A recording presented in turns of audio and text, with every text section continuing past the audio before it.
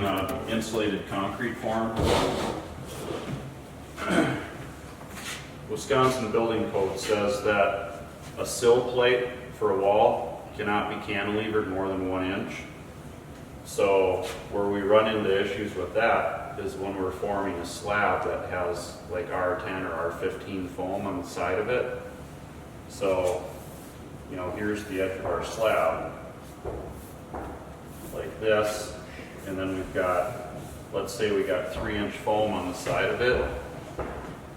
Well, the code says when we put this sill plate on here, the max we can cantilever is 1 inch. So that's when we want to look at, we want to see a detail in the drawing on, you know, like whether we're building the whole house or if we're doing just the concrete and somebody else is building, like, because however this issue is going to be dealt with will determine what size this needs to be. You know, maybe the house is going to be 44 by 28, but is that 44 by 28 to here or somewhere else in there? So that's an important detail to know. When we have a foundation wall, let's say we have ICF that has 2.5 inches of foam inside and out. You know, here's our concrete. This doesn't matter because our floor joist runs out and then our rim fastens to that. And so if this is cantilevered over, it's got all this bearing on this. And so the reason that this is a different situation than this is, let's say for example, if we have this plate run out like that, the concern is that without having proper loading, that this thing is going to want to rotate and tip down.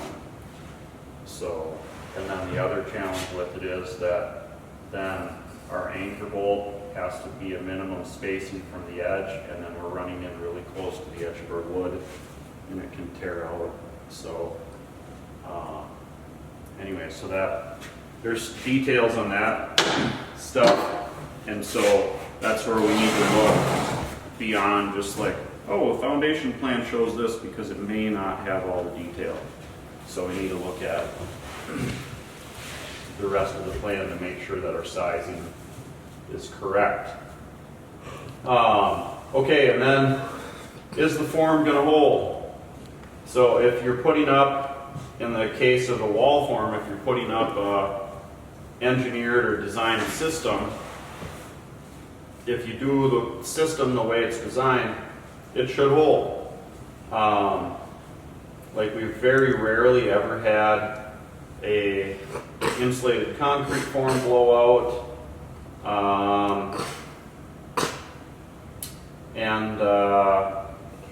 We have had like site-built forms, wooden site-built forms for like we've done some projects with where people wanted board form looking surface to the concrete, and so on that you have to do a basic calculation if you're running the job on what's the load of the concrete. And so to do that, you can look at, let's see,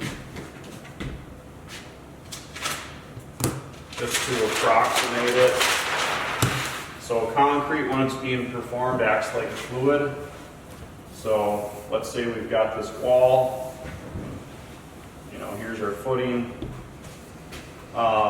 Concrete weighs about 3,500 pounds per cubic yard. So that's 27 cubic feet. So if we had a wall that was 8 inches wide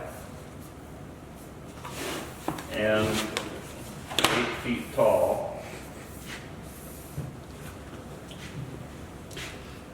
every vertical foot in here we have 0.75 cubic feet. So if we have 3,500 divided by 27, so it's about 130 pounds per cubic foot. And so if we got 8 feet of height and we're 8 inches wide, so we got 8 times 0.75, so we got 6 cubic feet of concrete in a vertical column here, a foot wide, times 130.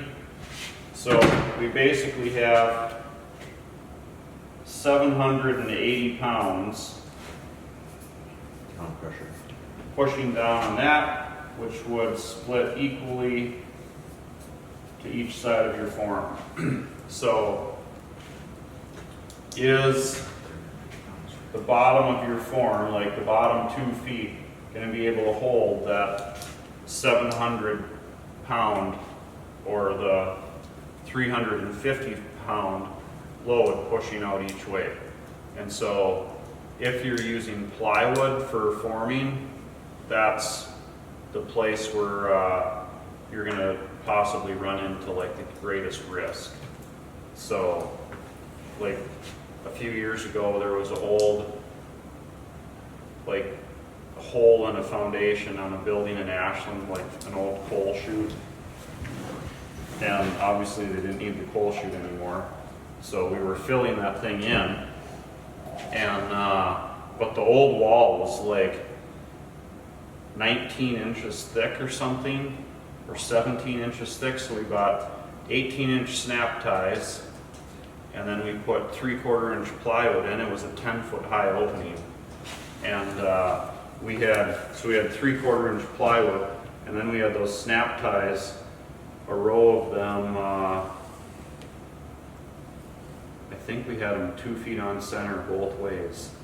And we had that concrete about 7 feet up in there, and all of a sudden the 3/4 inch plywood started bowing and creaking, and we were like, oh man. So we told the concrete truck guy, we're like, stop right there, wait. And then we drilled a bunch more holes in the forms and slid those snap ties through and slammed on some more braces, and then finished pouring. But you know, with 1.5 feet wide and 10 feet tall, like it was a massive amount of weight on that plywood. So that's the thing that you need to look at, like, is your form going to hold? Because it is a complete disaster mess if you have a form blowout. Then, how am I going to disassemble the forms? So, for footings, I really prefer nails. I have never had a nail get concrete filling the hole in the head to where I can't pull it out with a hammer. So, screws can be a royal pain.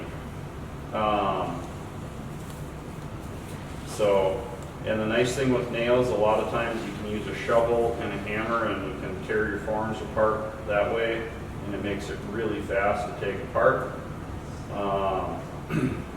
But there are certain cases when it's just easier to use a screw. So, and a lot of forming on ICFs, because the ties in the ICF are plastic, you can only use a screw because a nail won't hold.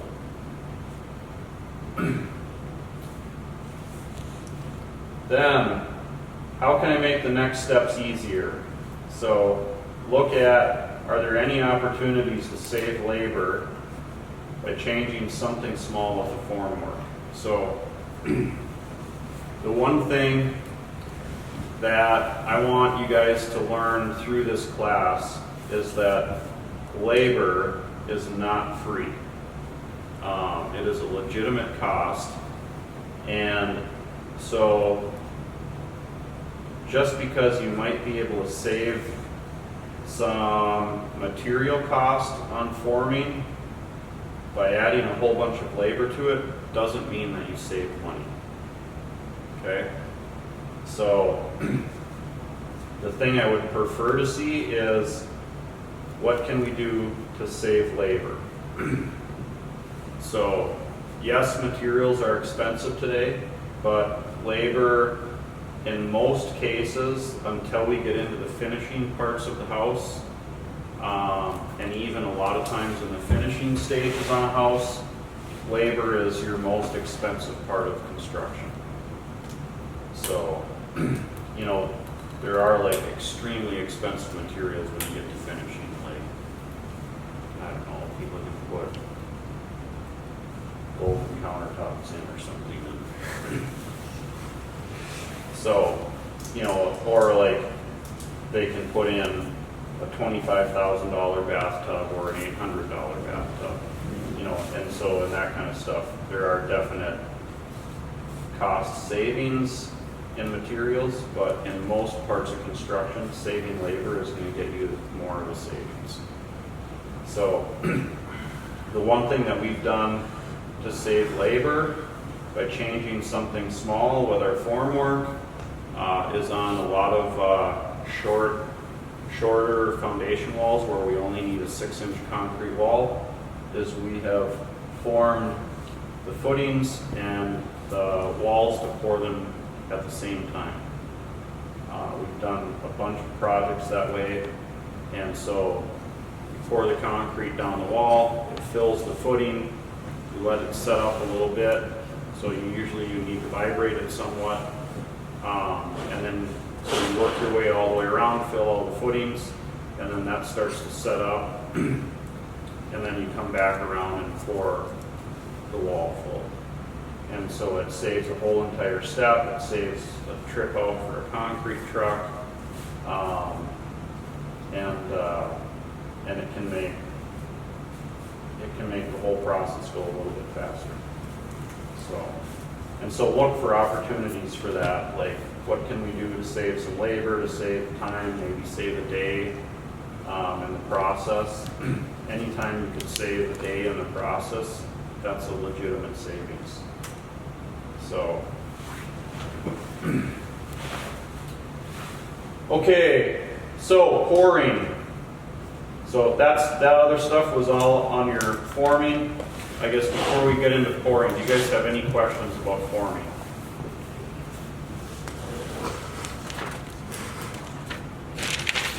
Is it, I remember that one in Bayfield, where we had those pipes connecting the drain tile. I think that's standard practice now, going through the foundation. Yeah, so Wisconsin code requires, they call them weeps, so they require that pipe running through the footing every 6 feet. So And that's all on basements though, right? Because you can't. well, really that do was a crawl space up there. Oh, So, yeah. but It's the walls. right. Okay, slabs you can't. If you're on a stem wall where it's getting backfill on both sides, you know, and then a floor cord on top of it, you're not required to put drain tile around that. So most guys, probably about half of the builders or concrete guys that I know will still drain tile something like that. It depends on the site. So if they feel like there's, you know, a lot of groundwater in the soil, they'll drain tile it. But in that case, usually they'll only put one on the outside. So, but none are required in that case. Okay. So, but yeah, if the inside is open, like if the inside's a basement or a crawl space, then it should get tile inside and out. Any other forming questions? Okay. When you form up the footing and the wall at the same time, how long do you let the footing like solidify? So we'll get into it a little bit more in the like screeding or vibrating, but we would vibrate it, and then when you do your next lift, you like would vibrate, but not into that first lift, like just down to it, and so then what happens is you're not disturbing that first lift, because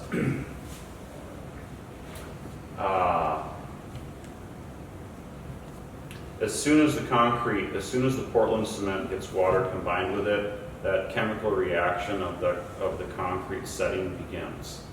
So like, it's already setting, like this instant that water goes in it, the chemical reaction that leads to the final set, it's going on. And so that's why the trucks, the ready mix trucks, are mixing constantly. The constant mixing, as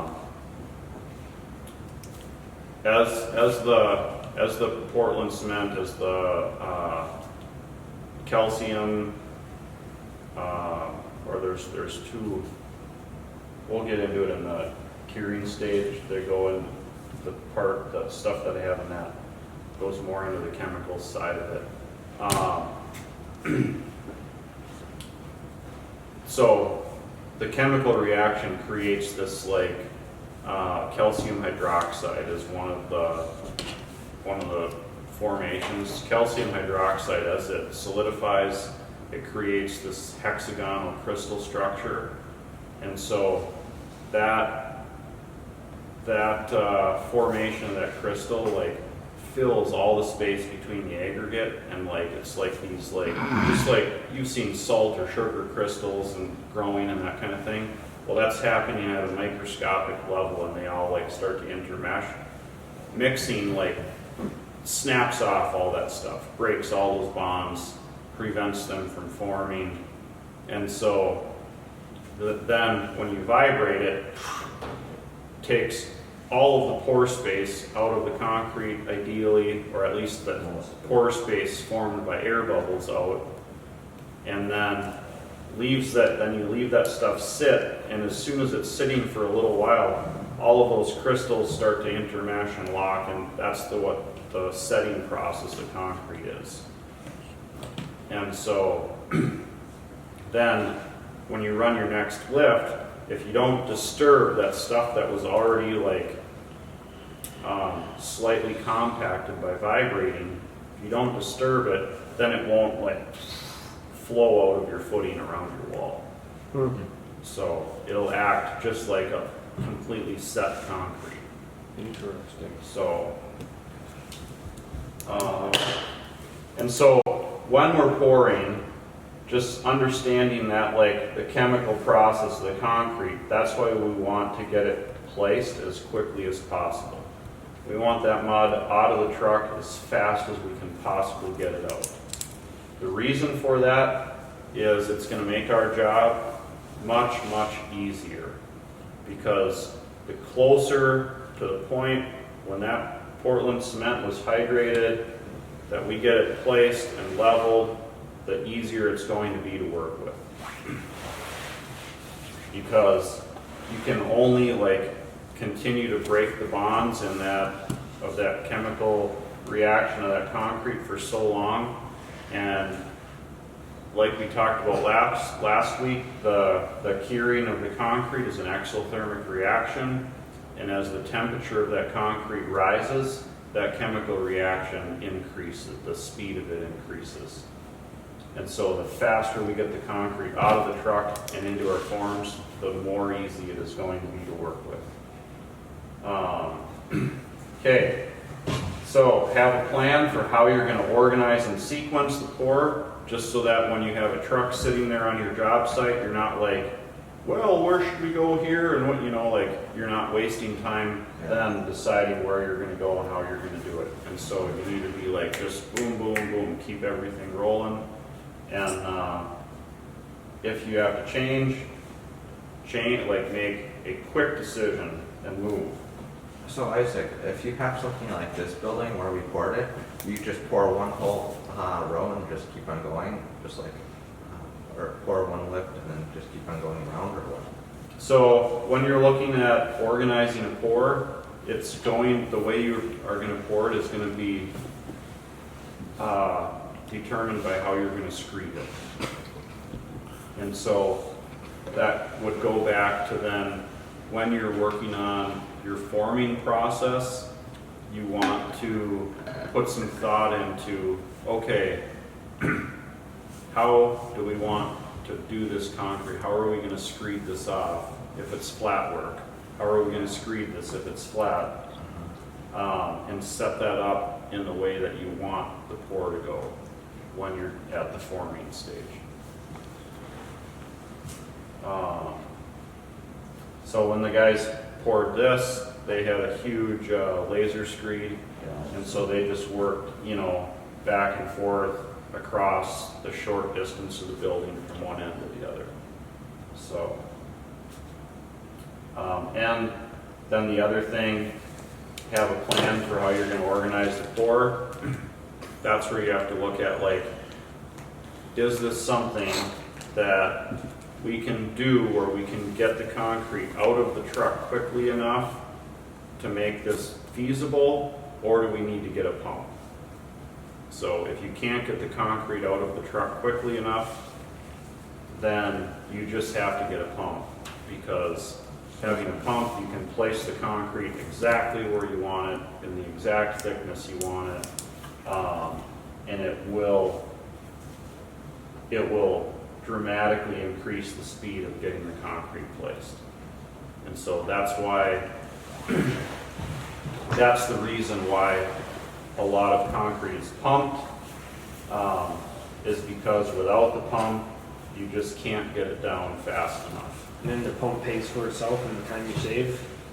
Yeah, yeah. That's only on bigger jobs though, right? When it's actually Yeah, I mean, if it's a necessary. little tiny one, you know, most of the small residential stuff that we're gonna do, in most cases, we won't need a pump, you know, or the area that we have poor access to is so small that in a few minutes, we can use wheelbarrows to move the concrete to where, cause like, basically a pump, you gotta figure $1,500 to get the pump out there and to pump the concrete, unless it's on a big thing like this, you know, cause they'll charge a fee to show up on the job site, then a per hour and a per yard. So, They're making money. but the job that they do is incredible, you know, so like on this pour here, they did, 6 pumps. what was it, 200 yards or something like that, and the pump was like $5,000. So, Doesn't seem too bad. no, it was super cheap for what it did. Like, without a pump, this pour would have never been possible. So, and that's where, you know, we have to look at on a job that we're doing, like, do we need a pump? And if you do, you have to figure it in, like, that ideally should be getting figured in on the, like, bidding stage of the job. But even if it wasn't, and you're like, we have to have a pump to be able to make this work, you just set up to get a pump. So, okay, we'll get into this here again when we look at the chemistry of this. Do not add water unless absolutely necessary. And then stay ahead of the concrete. So, and you stay ahead of the concrete by getting it placed as quickly as possible.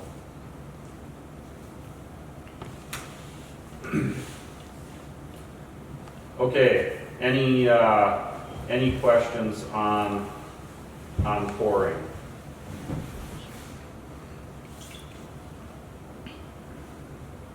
How many yards are typically in a truck? Max capacity of these trucks around here, the front loading ones, Yeah. is about 9 cubic yards.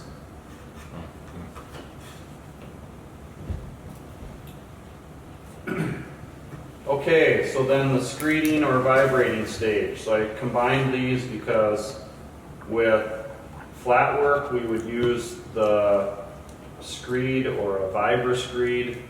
If we were doing walls or footings or that kind of thing, on a footing, you'll still screed it, in most cases. But on a footing, you could vibrate it. And on a wall, you're gonna have to vibrate it. So So on a wall and footing, you would still screed them, like you're still gonna screed off that 8-inch wide wall, so that the top of it is nice and flat and smooth. But the most important part of the like screeding stage is gonna be to vibrate it to get rid of voids. And so the same thing with screeding. So you guys, I think you guys have all been on a concrete job. Yeah.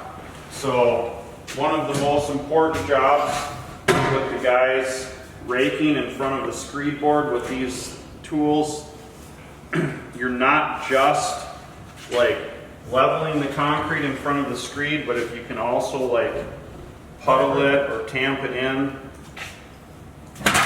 what that's doing is it's consolidating the concrete and helping to get any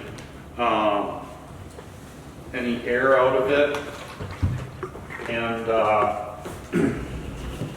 then with the VibraScreed, gets vibrating the concrete a little bit, you know, very uniformly, and that helps to bring all the air bubbles out, all the pockets out of the concrete. So the more, like if we can have absolutely completely consolidated concrete with no air voids in it, it'll give us the most strength. And that's what we're looking for. Everything with the concrete that we're doing is trying to help it provide the highest level of strength that we can get out of it. So that's with screeding. The other part of it, and so the middle thing there is a little pencil vibrator. That's a really cool little battery powered one. We have a plug-in electric one. Someday we'll probably get a battery one. But all it does is vibrate, and it causes like waves of disturbance to go through the concrete and like rings radiating out from that vibrating thing. And so the one note with it, so that you don't cause like really goofy segregation of the aggregate, you want that vibrator to go in vertically. So if you're gonna vibrate like flat work stuff, sometimes you'll see you guys vibrate on flat work.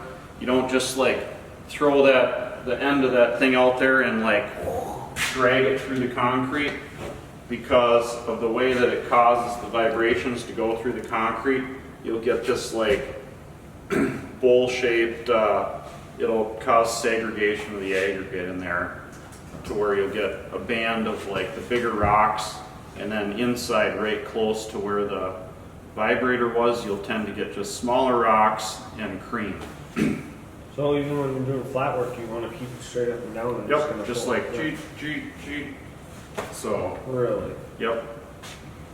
And then, so here on a wall, this is the kind of thing that we're trying to avoid on a wall in particular, but it does the same thing in flat work. It's just a lot easier to get air pockets out of flat work because the depth is so small. And so that's why on flat work, we really don't need the pencil vibrator. It's just enough to use this guy. And so a lot of times, like when guys are really new with this, they'll be like very gently like tapping that concrete like it's a patting a baby's butt.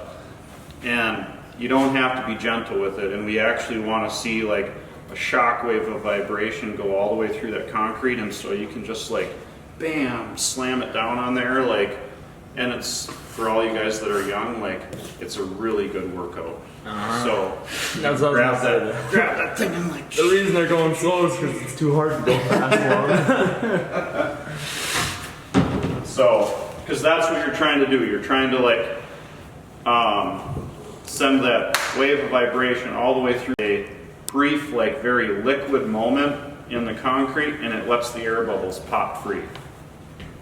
So, because it's like,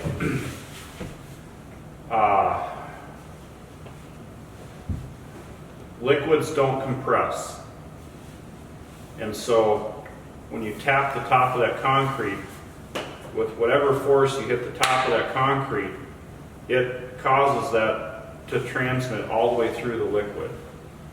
And then the air bubbles compress, and then as soon as that shock wave passes, then the air bubble decompresses and it causes it to push up toward the surface and pop out through the material. And so because this kind of stuff dramatically reduces the strength. And so we have to as much as possible, we want to get rid of that everywhere we can. So the other thing with screeding, we want to try to vibrate that concrete with the tool in front of our screed, even though the screed is vibrating. Because what can happen if we don't provide enough like vibration into the concrete, if we have a pocket like that somewhere in that concrete, and then our screed comes over it, it can actually cause that to settle after the screed, and then when we go to finish, it's like, man, why is there this little divot in the concrete? And it's because, this type of thing was hidden in there, and then it came out, settled in over time, over that 15 or 20 minutes after screeding, and then when you float or you do your other finishing, you get this goofy divot that you got to fix later. So that's what we're trying to do.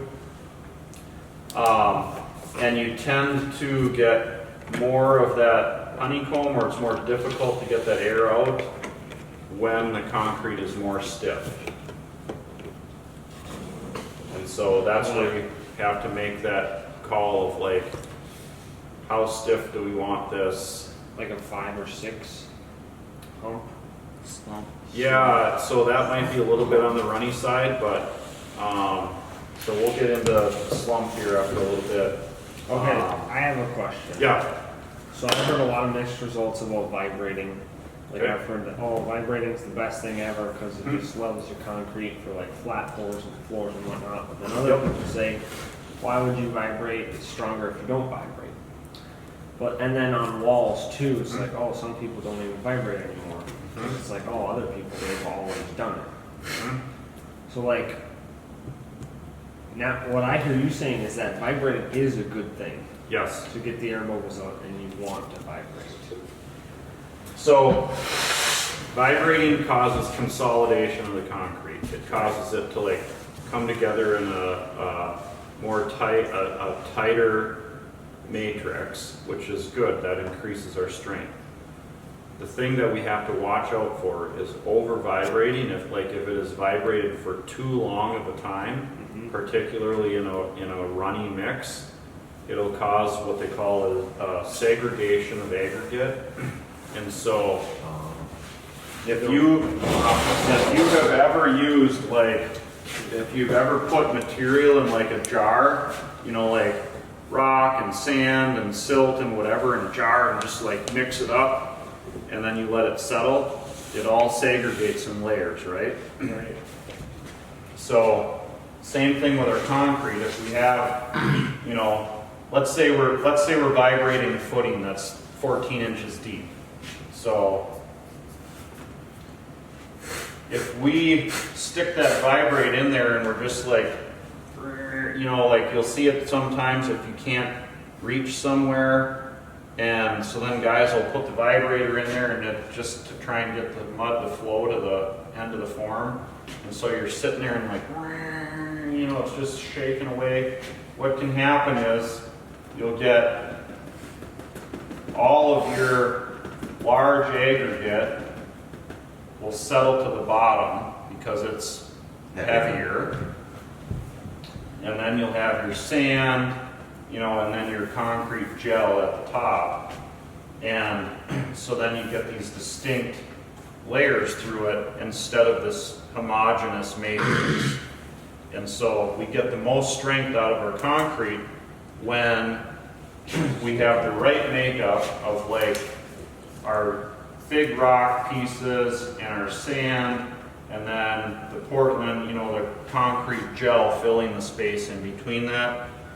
When we have that right homogeneous mix, we get the most strength out of it. And so if you over vibrate, you can cause that segregation. It is really hard to over vibrate on a wall. But that's where the most settling can happen, because it'll all, Well, and that's, you want it to set, like, you need it to settle.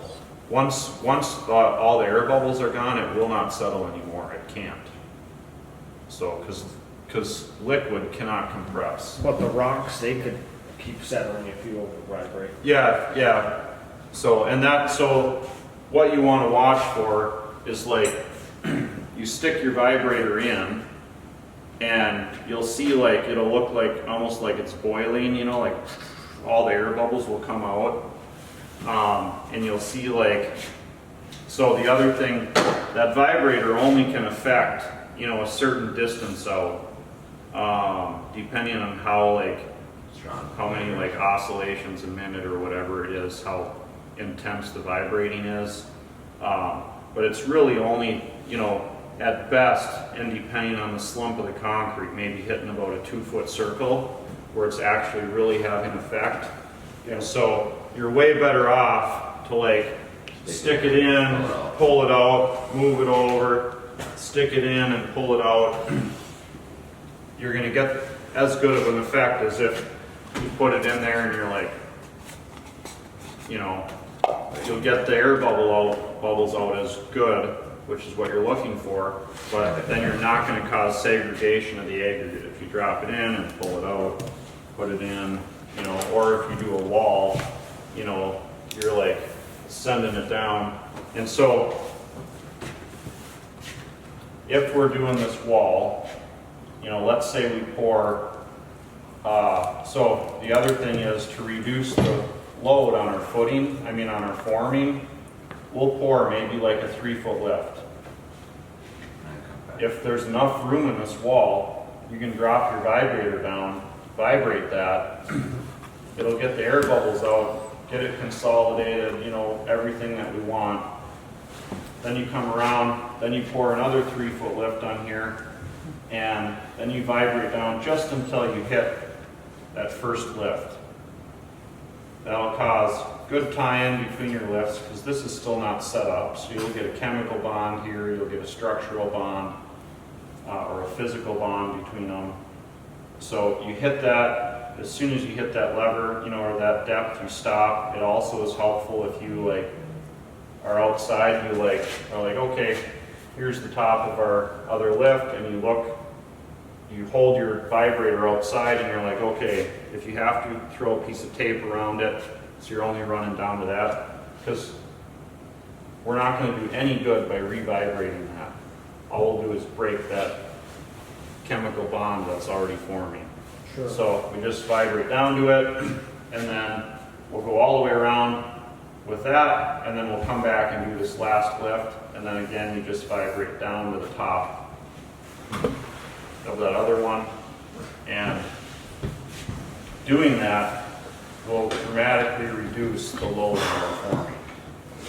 So, and it'll allow us to get really good consolidation of all that material without disrupting any of the structural bonds that are happening in that material.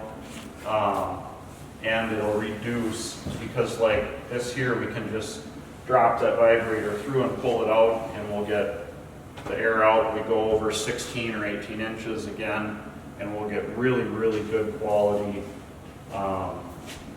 consolidation of that material without causing the aggregate to segregate, and without like making the forms blow out. So Isaac, let's say you have like a small basement. You're doing walls.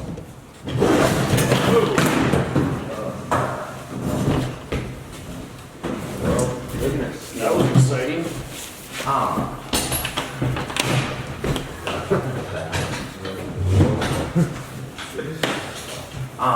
And you have a small wall, and you have like 2 of the trucks there, I and think that's fine, yeah. can you just like go in and fill it, like mostly just basically go in as fast as you can, fill it up, like fill part of it up pretty full, and then just, or like do 2 sections instead of like 3 or 4 sections? Yeah, like you just, So if you wanted to, you could fill this all the way up. Yeah.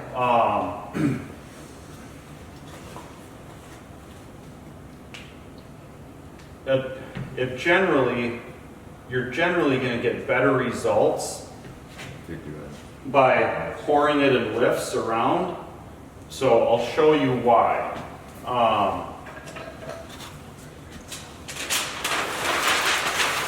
So the reason that we call placing of concrete pouring is because it behaves a lot like a liquid. You know, it's a very thick liquid, but it behaves just like a liquid. And so if we have a wall here, you know, let's say we've got an 8 or a 10 foot tall wall, and our concrete chute is coming down here and our mud's flowing out of that. If we want to fill this all the way up, you know, they're going to run mud in here, you know, this is the end here, and to get this full, depending on the slump, the concrete's going to fill in the wall like that. It's good. As it comes in here, it's going to flow this way. So first it's going to fill like this, and then this stuff is going to get far enough out where it's going to stop flowing. Then it's going to fill like this, and then like this, and like this. So the problem with that, the thing I don't like about that, is as the concrete flows and like tumbles over itself as it pushes out from the point of this pour, you can get just that action will cause the aggregate to segregate. And so what you'll tend to get is right here, you'll get really, really, really rocky stuff. See that? See that line? That's what happened there. And so it's really, really hard if you have a layer here that thick that's starved of all the cream and sand that's just rock that's got the coating of the cement cream on the surface. It's really hard to get that to not have honeycomb in it, because it just, by tumbling over, it left all of the fines behind.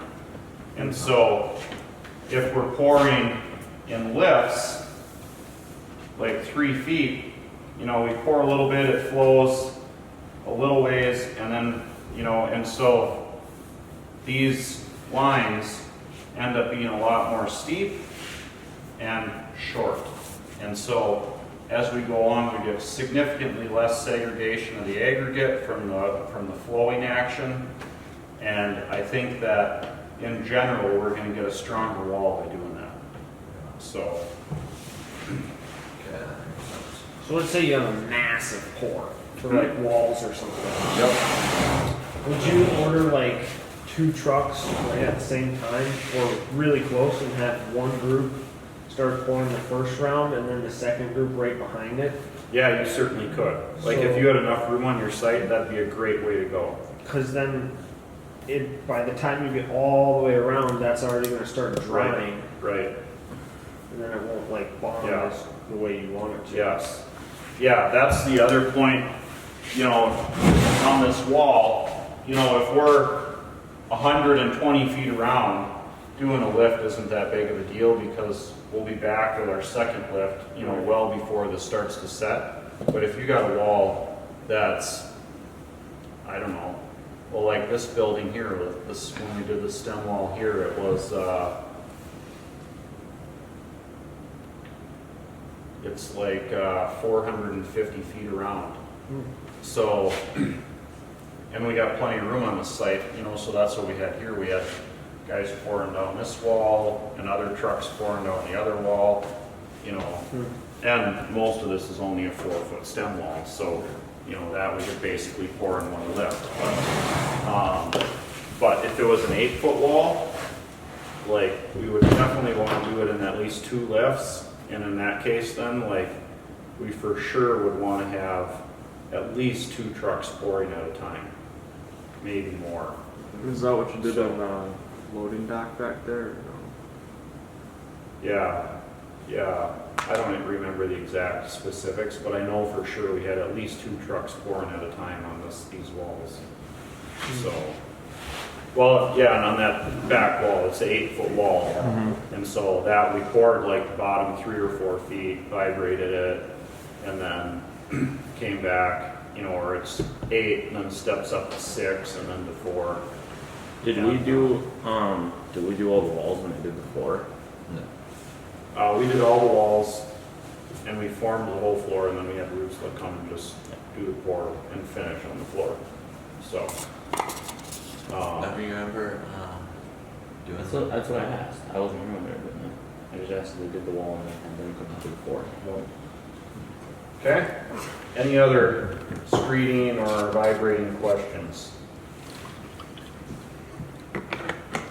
So, looking at the screeding part of it, it's one really important place to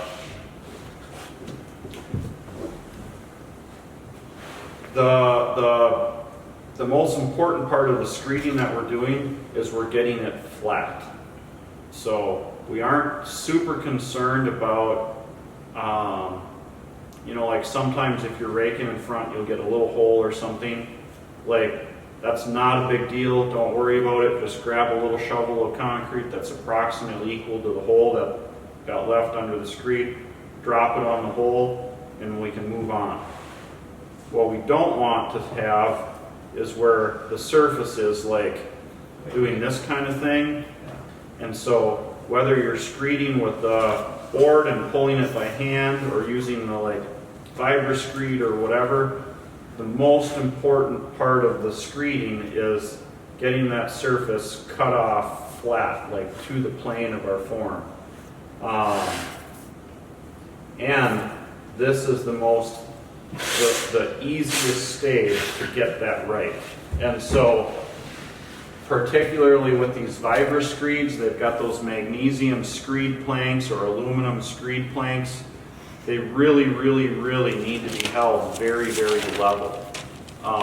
Because if there's a little tilt up or down in it, it'll cause that concrete surface to like climb a little bit, and all you need is a 1/4 inch for it to climb, and like for a spot that wide, and all of a sudden you've got this big ripple the whole width of the screed board on that floor, and it's going to be a lot harder to flatten that out later.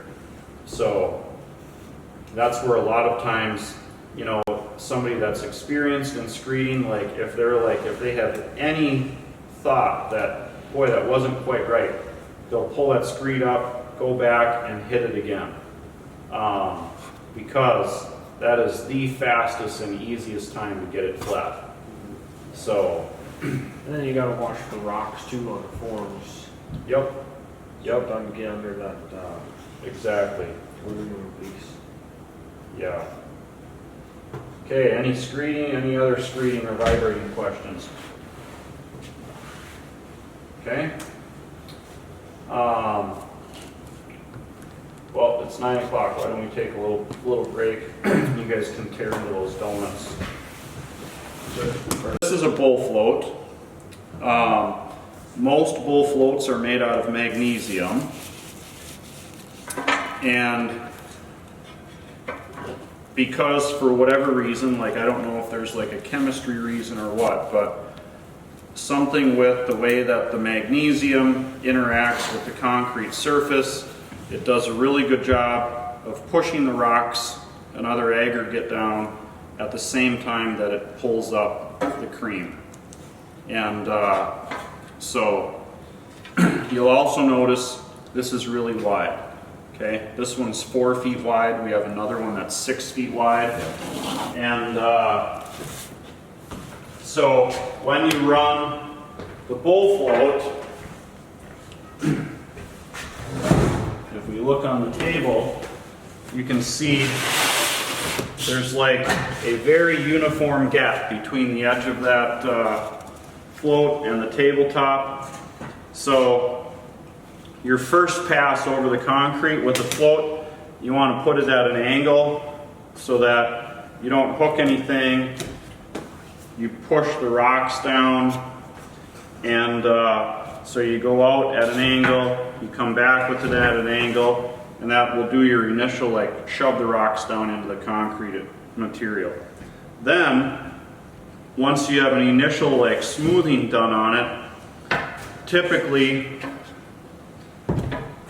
I will pull it back toward me so that from the edge of my slab I can watch this groove, or this space between the surface of my concrete and the edge of my trawl.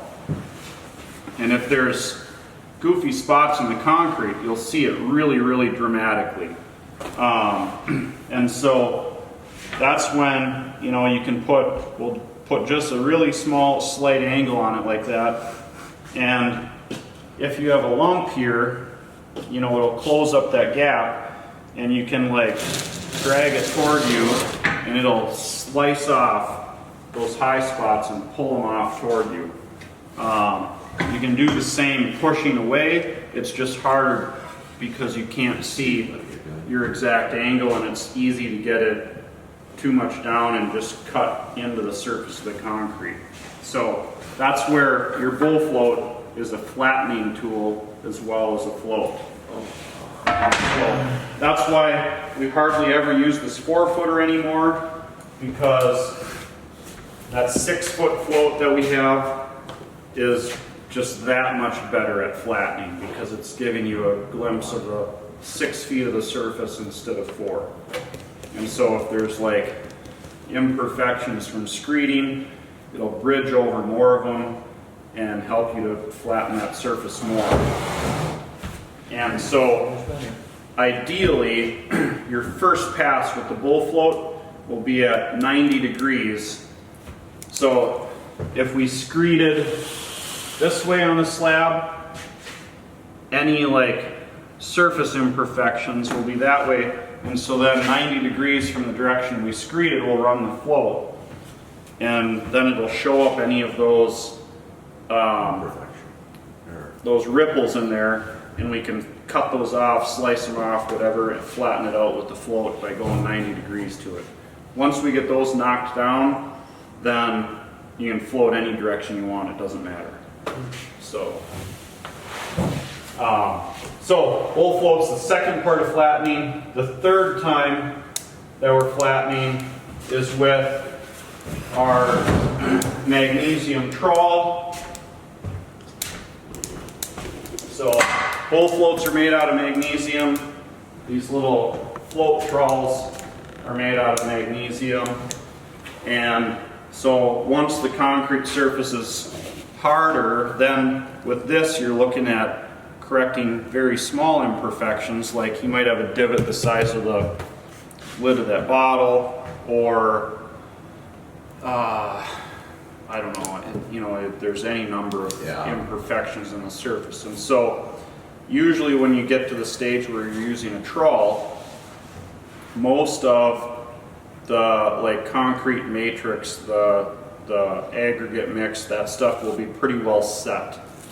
And so you have not a lot that you can do with that, but then you're using the trawl and basically you're working with the cream on the surface. And so, you know, this is about a 16-incher, so it'll bridge over imperfections, and you'll typically lay this thing perfectly flat, and then as you pull it across the surface, you'll see where it didn't touch. You know, those are your little holes, and so then you may have to just get 2 hands and put really good down pressure and work it back and forth to, like, if you got a high spot, to push the rocks down in, bring the cream up a little bit, and then you can scrape that cream and press it into your hole. And so that's how you use this to flatten. The other way in the, like, trawling stage that we flatten is we'll have float blades on a power trawl. Yeah. And so that bigger power trawl we've got, I don't know, I think that's a 48-incher. And so you get these big wide float blades on that thing, you set it flat, and you run that over, and if you hit a high spot, those things will cut and scrape off that high spot, push it into the low spots. And so usually with the power trawl, we'll run that across the slab back and forth one way, and then we'll turn 90 degrees and run back and forth at 90 degree to the first pass. And what that'll do is running it both ways, both directions on our slab will cut off any of the high spots left and give us a really, really flat surface. So, Isaac, what does it do once you have like the smaller things on the power float? Is that supposed to like smooth it out more, or? oh, when you take the float blades off? Yeah. So then it's doing just finishing. It's a steel trawl, and it's doing the exact same thing you would do with a handheld steel trawl. So, So if you're carrying around a trowel while you're pouring concrete just to like fill in corners or something, would you carry a magnesium? yes, Because steel is just specifically for it's finishing. only finishing. Okay. So the other thing, well, we'll get into the other finishing stuff when we get to there. So, oh, well, here we are. So,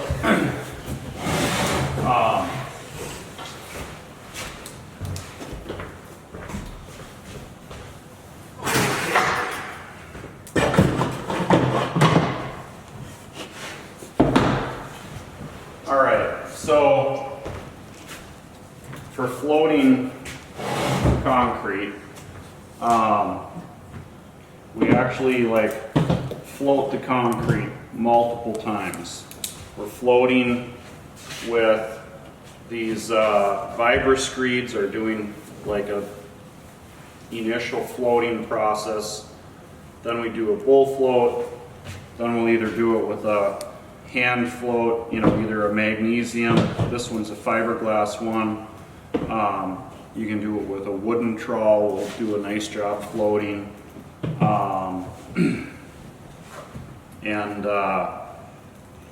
I mean, yeah, back in, you know, years ago, wooden floats were probably one of the more common float tools.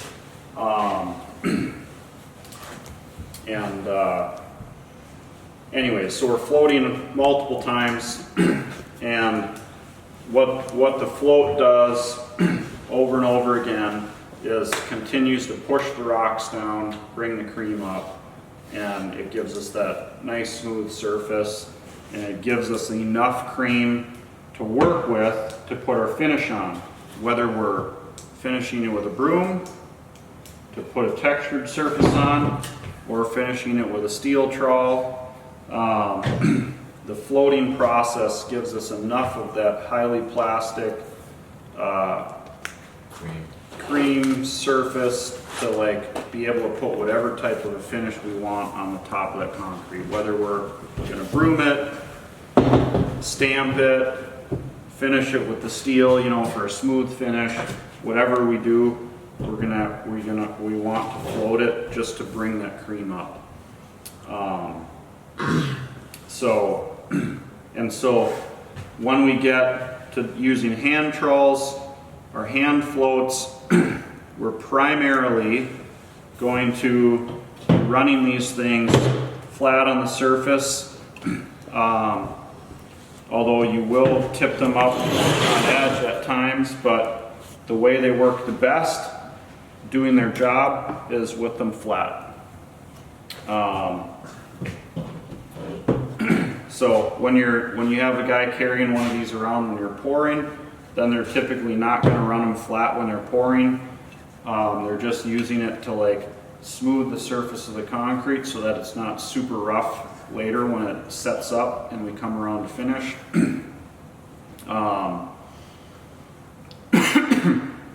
And so, but they're really useful in a tight space to like get that edge smoothed out. What do they use to finish a big building? They use a hand trowel? Well, in a huge flat work thing, you're going to use a power trowel. So, Sometimes they have riding ones. yep.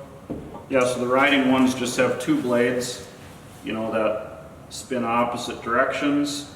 And to be able to steer them, it increases or decreases the speed of one of the units. So, yeah, so they'll have one engine, it'll belt drive both of them, and then their steering things just like tighten or loosen the belt on one side or the other, unless they're like a hydrostatic drive thing, but, but it just changes the speeds of the units, and then that'll steer it in. So, anyway, and then the same with the single power trawl, the walk behind ones. Let's see, they rotate clockwise, and so if you want the unit to go to the right, you push down on the handle and it'll make it swing right, and if you want it to go left, you pick up on the handle. So it's like whichever way the blade is spinning, you know, if here's our blade spinning that way.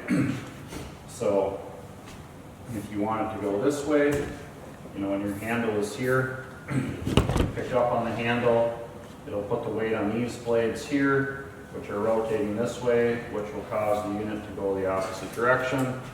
When you want to go this way, you push down on it, which will weight this side of the blade, or the blade in this stage of the rotation, which will cause the machine to go that way. So they're super easy to run, and once guys get used to it, like they can run it with one hand and be like talking to somebody else and whatever, and like, because when you got the steel trowels on it, when you got floats on it, You're sitting flat, like it's two hand and you're working your butt off, because it's just significantly more friction on that concrete surface. So when do you want to start the finishing process? When you can walk on it without sinking in and just leave your tread of the boot in the concrete? So what you do, you go over to your concrete, spread your fingers out, and push on the concrete surface. If you go over there, like your fingers are going to squish through the cream, okay? But as soon as you hit the rocks in there, if you push like, you know, whatever you push, I don't know, 15, 20 pounds, something like that on it, you push like that on it and the rocks don't move, you can start finishing. So that's what you're looking for. You want the like aggregate matrix to be set. So, because if it's not, then all you're doing by jumping on there, like with a hand trowel, you've got a lot of leeway, because you're going to put knee boards on to distribute your weight, and you're out there with a hand trowel, so like you can get on way earlier with a hand trowel. But if you're going to put a power trowel on there that's 500-600 pounds, you have to have that aggregate matrix must be set. Otherwise, you're going to just break that chemical structure, like that crystal structure of that calcium hydroxide crystal. You'll cause that to break with the heavy weight of that, making the aggregate flex as it's going over it, and you'll weaken the concrete. So that's what you're just looking for. You just press on it. If there's any give to that aggregate matrix, you gotta wait. So. And as soon as it's poured, you hop on the bull float? Yeah, the earliest you possibly can. So if you have enough people to where you can have a guy bull floating within 5 minutes of when it was screeded, that's the ideal. So, because that way if there's anything wrong with your screeding job, it's way easier to flatten out when the concrete is not set up at all yet than if it's already started to set. Right. So, Okay. okay, Okay, yeah, so this here, you know, you're creating the desired surface texture once the aggregate matrix is set. So, first step, float the surface, you know, to bring as much of the cream up as you possibly can. So then, the other step too is like, say like if you're doing outside work and you need control joints, a control joint should be at least 1/4 of the thickness of the concrete. So like this grooving tool will make approximately a 1-inch deep groove in the concrete. And so it's made for grooving on a 4-inch sidewalk. Okay? And so you got a handle on it for this kind of thing. Like this you would use like right at the bull floating stage when the concrete is really soft. Because the first time you're doing this, all you're doing is you're pushing the rocks out of the way to open this groove up. So it may get filled back in with cream as you're doing your other steps, but then once you get to the finishing stage, you've already got a groove run with the rocks pushed out of the way, and then you run this again to finish that groove. Is that so it can crack and flex and we'll see Yeah, it? yeah. So what it does is it creates a weak point where there's no rocks, you know, and by finishing it, then it leaves it completely open. But the whole purpose of control joints is to make a weak point so that when the concrete moves, it cracks at that weak point instead of wherever it decides it wants to crack. Right. So you're doing it to control the cracking. So I said, how deep would you, like, for this building, how deep would you cut the cracks? Well, 1/4 of the thickness. So if you got a 6-inch slab, what do you got to do? Inch An and a half. inch and a half. Mhm. And you can come back and cut that? Yeah, that's what we usually. So like these guys, as soon as they finished with the power trowel, they chalked lines and started cutting. Really? Yep. Wow. So, because the concrete is still relatively soft, so it's easy to cut. So you cut as early as you possibly can. They leave tracks in the concrete? Or what? No, they have a pretty nice saw that has like a soft touch, you know, soft touch wheels or whatever they call it, so. Wow. I feel like they'd like rip rocks out of it and just, but Well, it's pretty well set by the time you're finished with the power trowel. You know, they probably waited, you know, I don't know, another half hour after they finished with the power trowel. So, and that depends on the day too. So, because the temperature determines how fast that chemical reaction takes place. Yeah. What is that tool called? This, Yeah. it's a groover. Groover? So, this here is an edger. So, same thing with the edger. You want to run the edger around the first time, like about the same time you're bull floating. Yep. Why? Because you're pushing the rocks away from the edge to create the structure and the aggregate of that curved edge.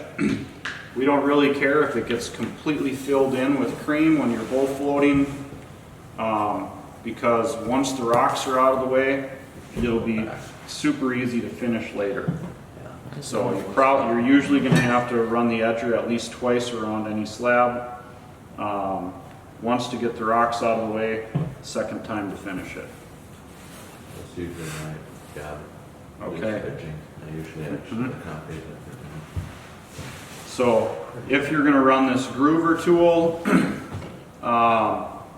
probably the simplest way to do it is you can pull your measurements on where you want your control joint to go, and then we'll usually lay a board down across the concrete for a straight edge, and then you bump the groover up against your board.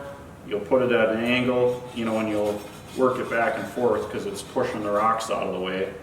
And then when you come back, and you run it more flat. So, but you're on your board the first pass to make sure you get a straight line.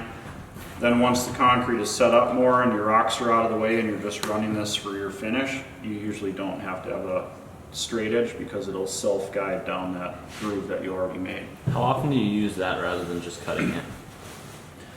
It gives you a way nicer finish look if you're doing sidewalks. So we'll pretty much always use that on sidewalks.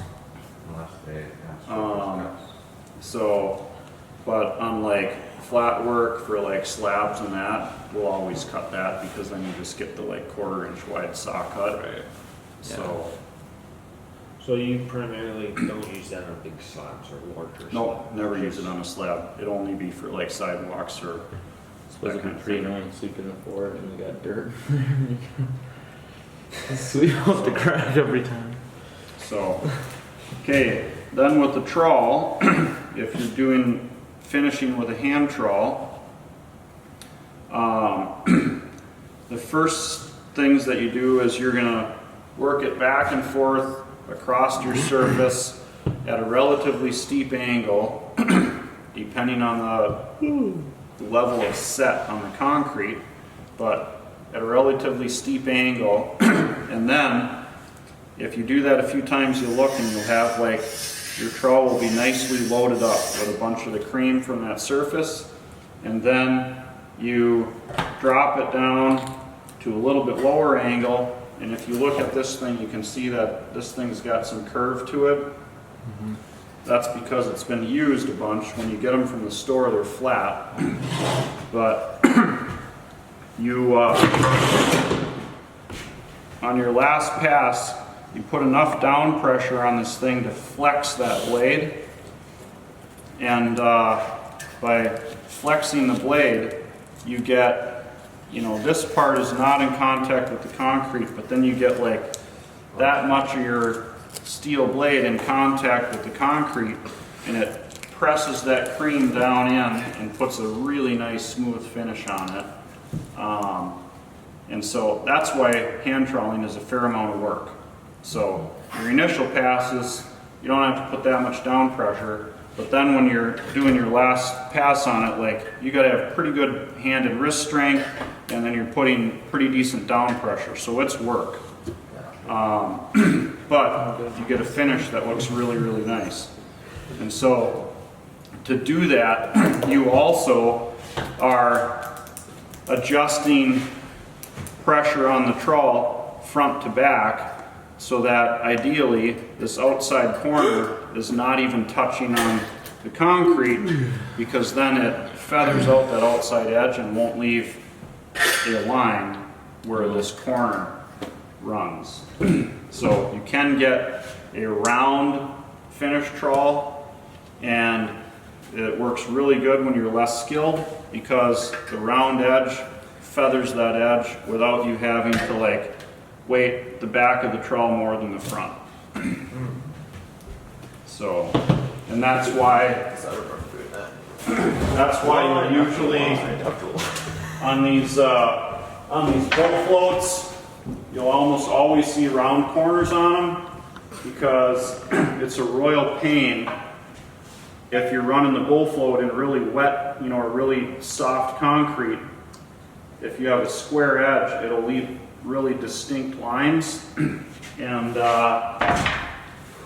then when you're going back, once it's close to set up and you're doing your finishing, then you got these ridges from the edge of that bull float.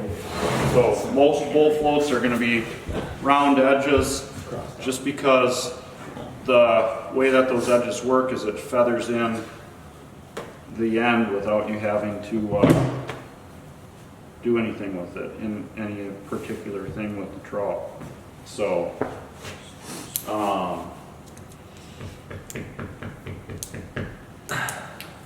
and you have to be able to finish either with a hand trawl or with a power trawl. The concrete just has to be set up enough.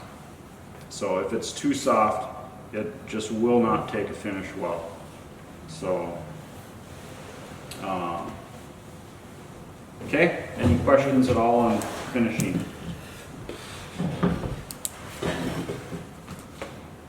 So same thing with brooming, with a broom finish for like a sidewalk. You're going to use your float, And depending on how much texture, you may hit it with the steel trowel. And then you will get the broom wet, shake out the excess water, and then you pull it across the surface, you know, at an angle, nice and straight, and it will put that nice, Sure. nice broom texture. And depending on how aggressive you want the texture, determines like what stage of set you hit the concrete with it. So do you do a lot of stamping, like for like sidewalks or? We haven't, but What is stamping? It's where you take, it's like rubber. And you go and go, wham, Yeah. wham, and you slam the sand into the ground, and then you go and you change colors on it. Yeah. It So goes it's like basically a a piece of tile. rubber. It goes like rock tile or something. Yeah. Yeah, it's pretty cool. yep. So with stamping, you'd still float it, and then once it's set up enough, like, because if it's too soft, you'll get a very unflat surface, like it can. Okay. So you need it set up enough to where pushing the stamp into the surface doesn't cause like deformation or like to get the concrete out of plane. So Is that broom arced for a reason? no, it's just old. It's just been used many, many times. So yeah, it was straight when we got it. So okay. Okay, curing. All right, so we're gonna go. 8R 16 Yeah.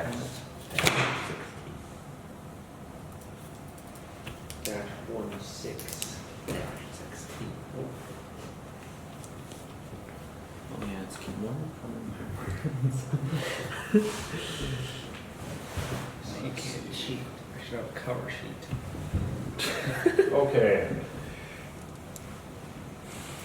I am gonna get. Is there any more cups? Who took like 3? Right here. There's one. Okay, I'm gonna get some of that stuff to drink just because. First, I'm gonna use my voice.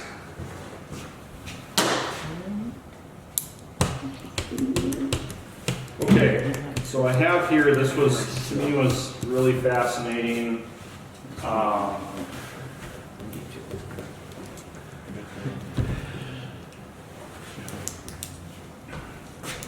This is from the American Concrete Institute. They have really excellent guides and it's the same thing. on every aspect of concrete that you could imagine and many that you can't imagine. So we're going to try to work all the way through this. It's only about 4 pages, but it's packed with a significant amount of information. So, in here, the principles and practices of external curing. External curing means the way that we handle the concrete at the surface. Concrete mix. So, external curing. All right. This document isn't about specialty concrete. Yep. It doesn't address internally cured concrete.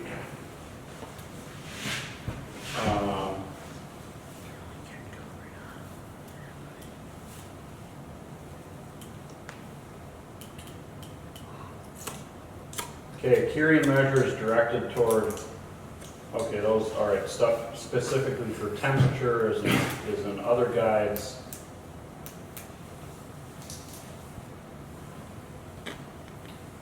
Okay, all right, curing. So curing is an action taken to maintain moisture and temperature conditions in a freshly placed cementitious mixture to allow hydraulic cement hydration, and if pozzolans are used, pozzolanic reactions to occur so that the potential properties of the mixture may develop.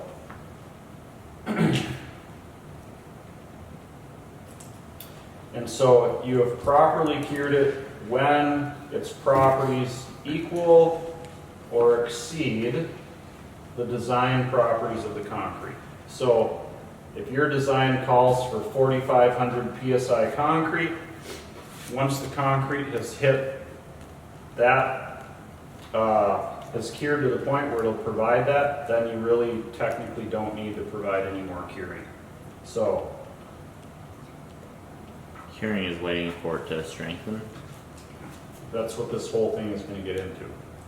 So you're going to know more about curing in the next half hour than most people out there now.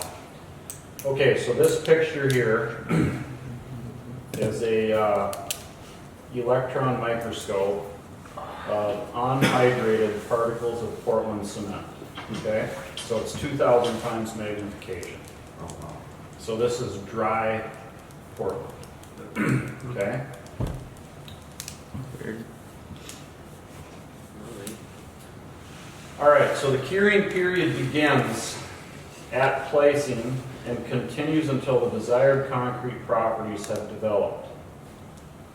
The objectives of curing are to prevent the loss of moisture from concrete and maintain a favorable concrete temperature for a sufficient period of time. Proper curing allows the cementitious material within the concrete to properly hydrate.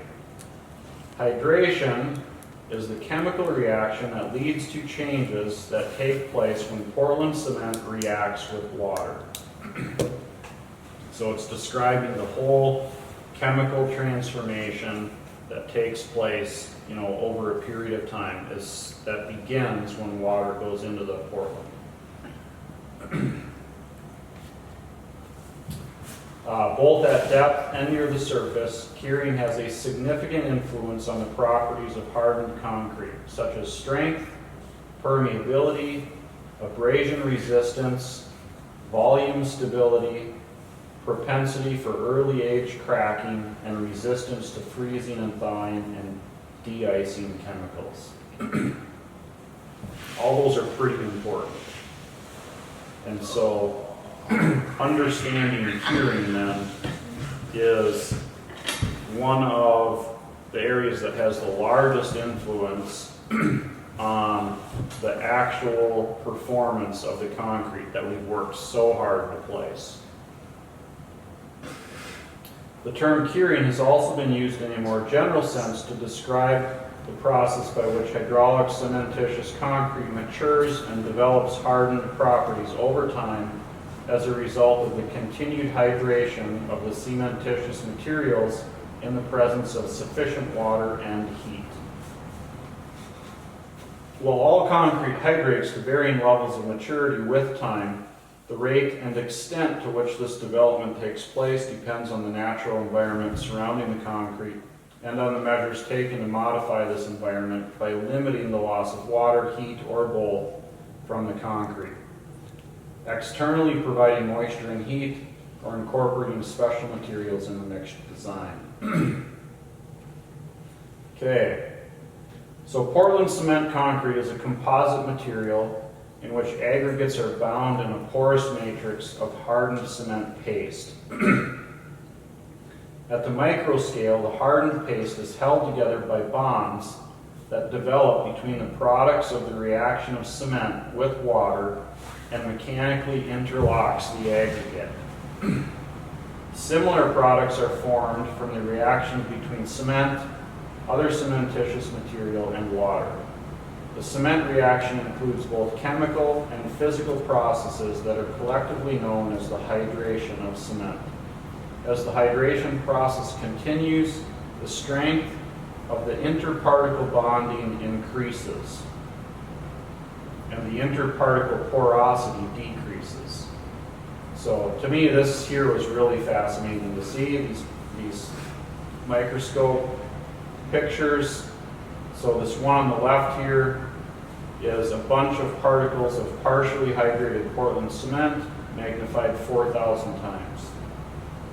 So this is what's happening in your cement. So these little bits of Portland turn into that, from that.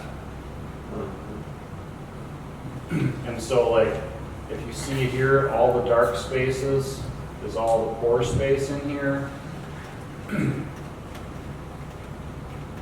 Here, all the dark is the pore space. You know, here's a close-up. This one's Well, a single particle of cement magnified 11,000 times. how do you get something to make?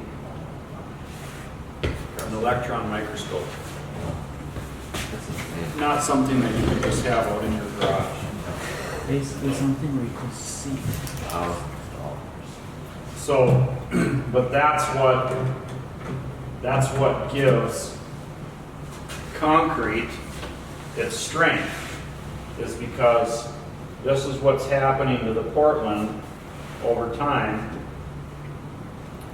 as the setting process occurs. It's filling, it's going from a little tiny particle to this ball of crystals. And Looks like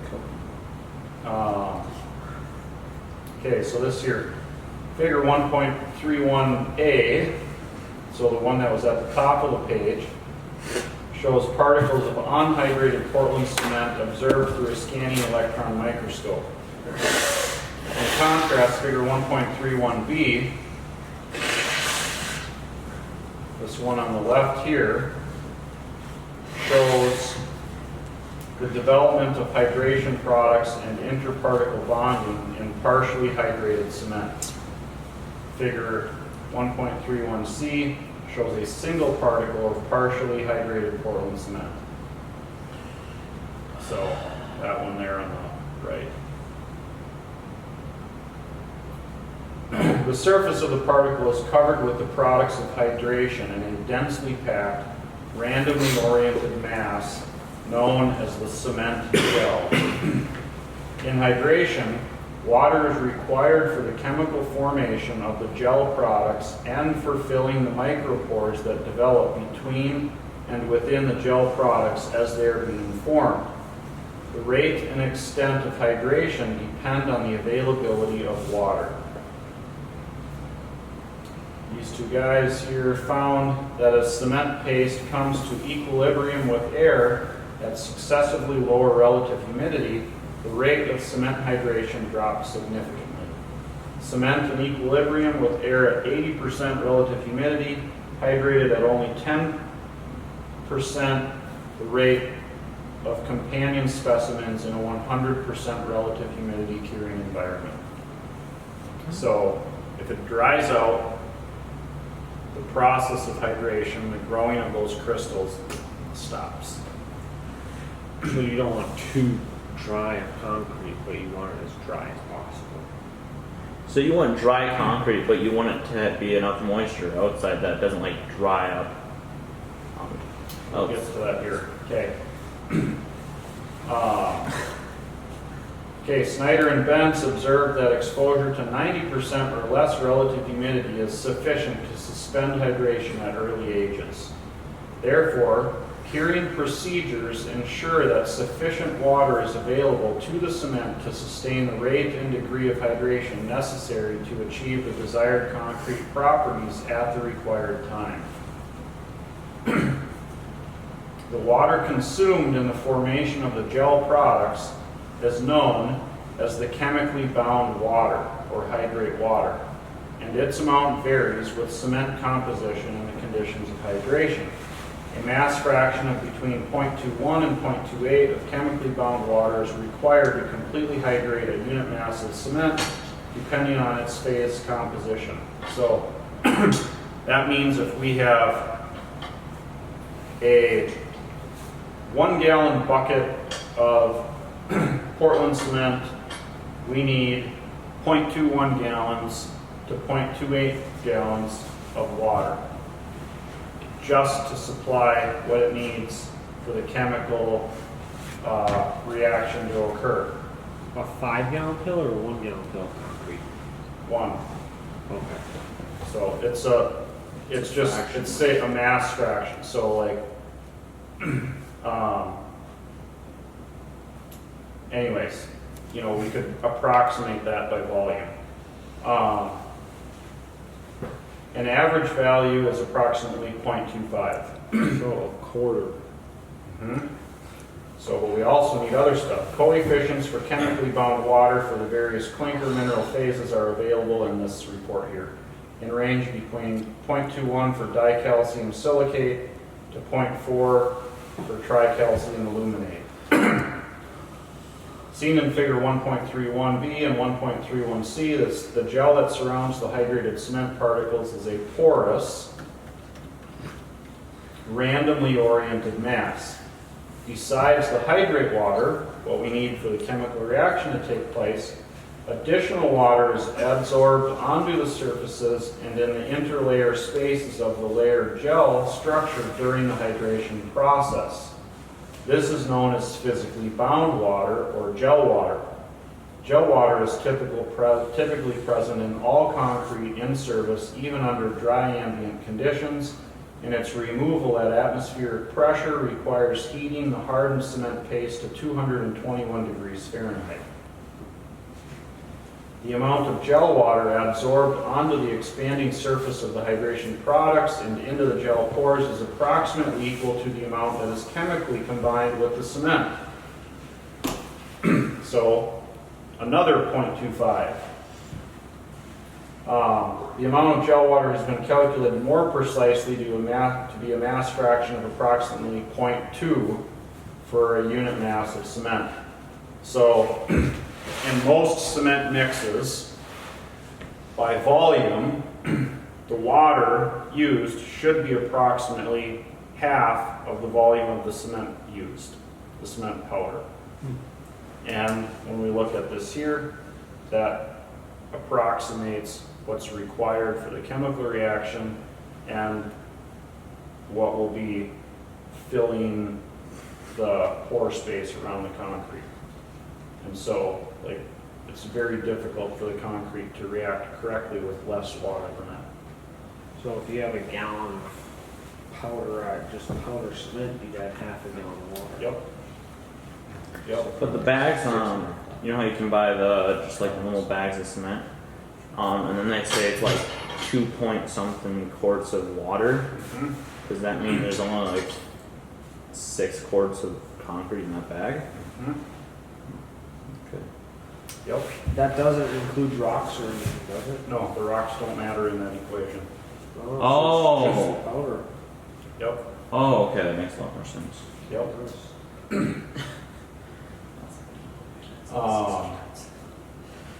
Okay, both hydrate water and physically adsorbed gel water are distinct in the microstructure of the hardened cement paste, yet both are required concurrently, meaning at the same time, as the Portland cement hydrates. Continued hydration of the cement is possible only when sufficient water is available for both the chemical reactions and for the filling of the gel pores being formed. The amount of water consumed in the hydration of Portland cement is the sum of the water incorporated physically onto the gel surfaces plus the water incorporated chemically into the hydrate products themselves. So by chemically, does that mean by when they add the water in the first time? So if you go back to chemistry that you took in high school, and you look at like when products react and combine, the dicalcium silicate or the tricalcium aluminate is reacting with the H2O, the water, and forming calcium hydroxide. So the hydrogen is binding with the dicalcium or the tricalcium and forming calcium hydroxide, which is that crystal structure. Okay. And so it's actually a chemical reaction, like the hydrogen in the water and the calcium in the Portland cement react together and form a new chemical structure, and that's what's consuming the water. So it's like just changing the water. It's not like evaporating the water out. No. And then the gel pores, meaning like, what are the gel pores? This dark space, all this like, what's in here, like airspace between these molecules of Portland. So that means if you like correctly set up cured the cement, there should be water in there. Yep, So, and like- the only possible way you can get rid of that water between the pores is to heat it at atmospheric pressure, is to heat it to 221 degrees Fahrenheit. Does that make it stronger? No? No. So basically, it's just stays impossible to there. remove without heating it to a high heat. Okay. So, So that means is you that always have why, water in there. when you buy those concrete footing things, they're like 20 pounds, they're like super light. When usually concrete's heavier than that because they took all the water out. No. Water's still there. It cannot physically be removed unless it's heated. Well, Well, I was we wondering bought. if they heated it, so they're like, Well, KV Tech, they bought for that deck out at in Delta. There was these little things, and they were like maybe 10 pounds when they should have been like way heavier. So a lot of precast masonry units have a lot of air pore space in them. Like if you look really close at a concrete block, it is not this like super airtight Yeah. mix. Right. So So they just made a lot It's of almost air like space. it was purposed. okay. All right, because hydration can proceed only in saturated space, the total water requirement for cement hydration is approximately 0.44 grams of water per gram of cement. So if we mix our water to cement at a 0.5 to 1 ratio, we've got basically exactly what it needs for that chemical reaction to move along. And any less will stop that chemical reaction. Okay? So it's approximately 0.44 grams of water per gram of cement plus the curing water that needs to be added to keep the capillary pores of the paste saturated. Other sources place this approximate value at 0.42 to 0.44 grams of water for each gram of dry cement. As long as sufficient water is available to form the hydration products, to fill the interlayer gel spaces and ensure that the reaction sites remain water-filled, the cement will continue to hydrate until all of the available pore space is filled with hydration products, or until all of the cement has hydrated. Okay? So, if we look at this picture, as long as we supply enough water, these crystals will continue to grow until this whole entire mix under a microscope would look like just the center of this cement particle, like there'd be no black space anywhere in it. Okay? Or until It can't grow. the complete reaction is fully taken place and there's no more possibility for the cement to hydrate or for that crystal to grow anymore. Okay? So, if you overhydrate, it'll use that water and it'll still be in the cement, but it won't be strong. It won't Okay. be as strong as it could be. We're gonna get into that here. So like this graph here shows, we'll get into this in a little bit, but first I'm gonna read this here.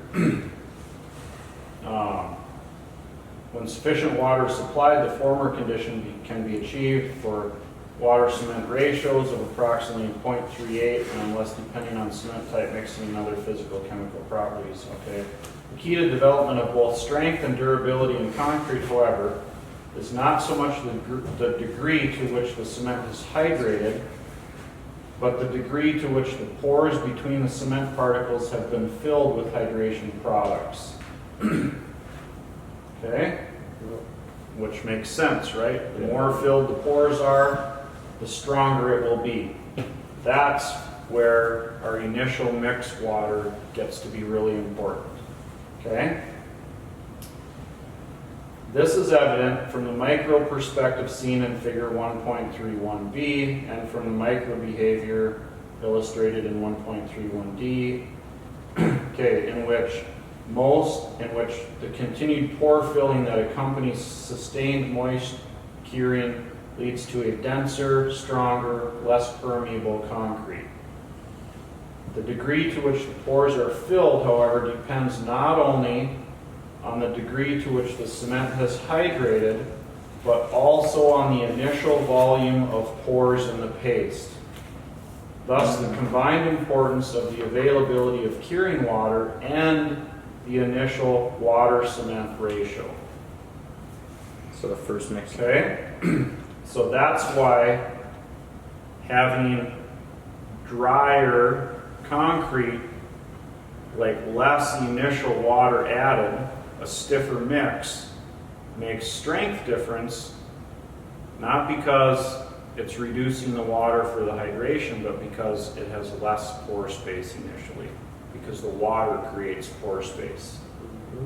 So this here, okay, this chart, compressive strength of 6-inch by 12-inch cylinders as a function of age for a variety of curing conditions.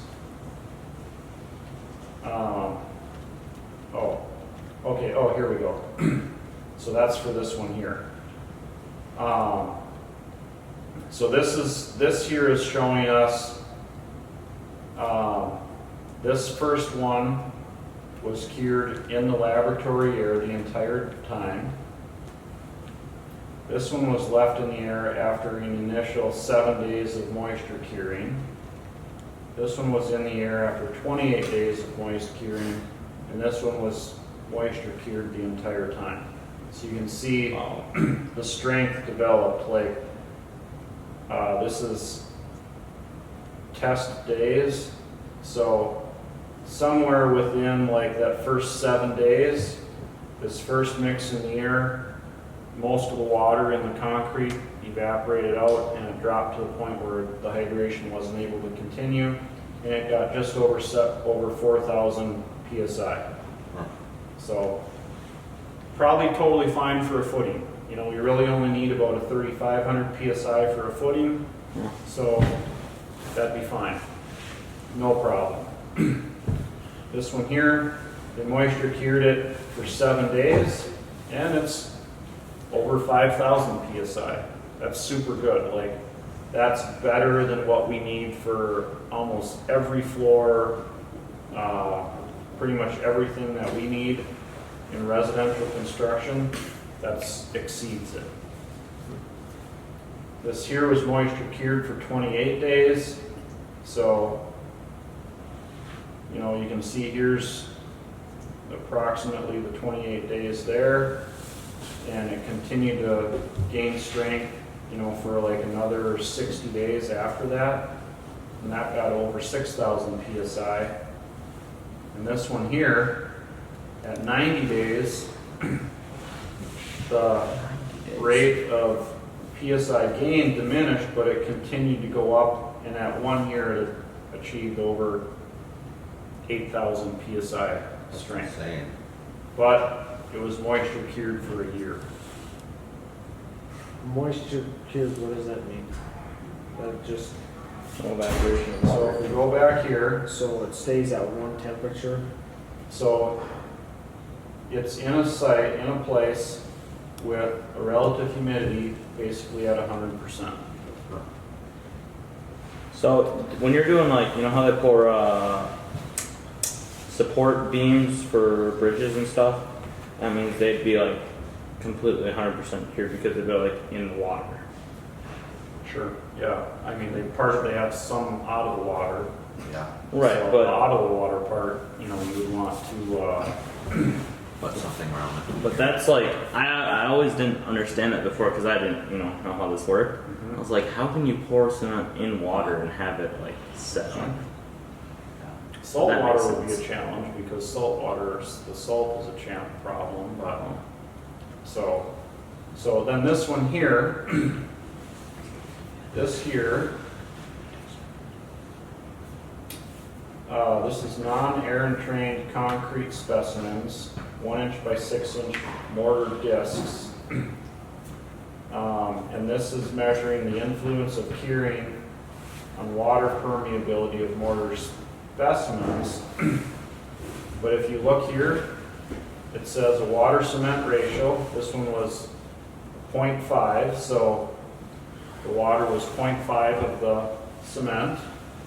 This one here was 0.64, and this one was 0.8. And so this is measuring when they put water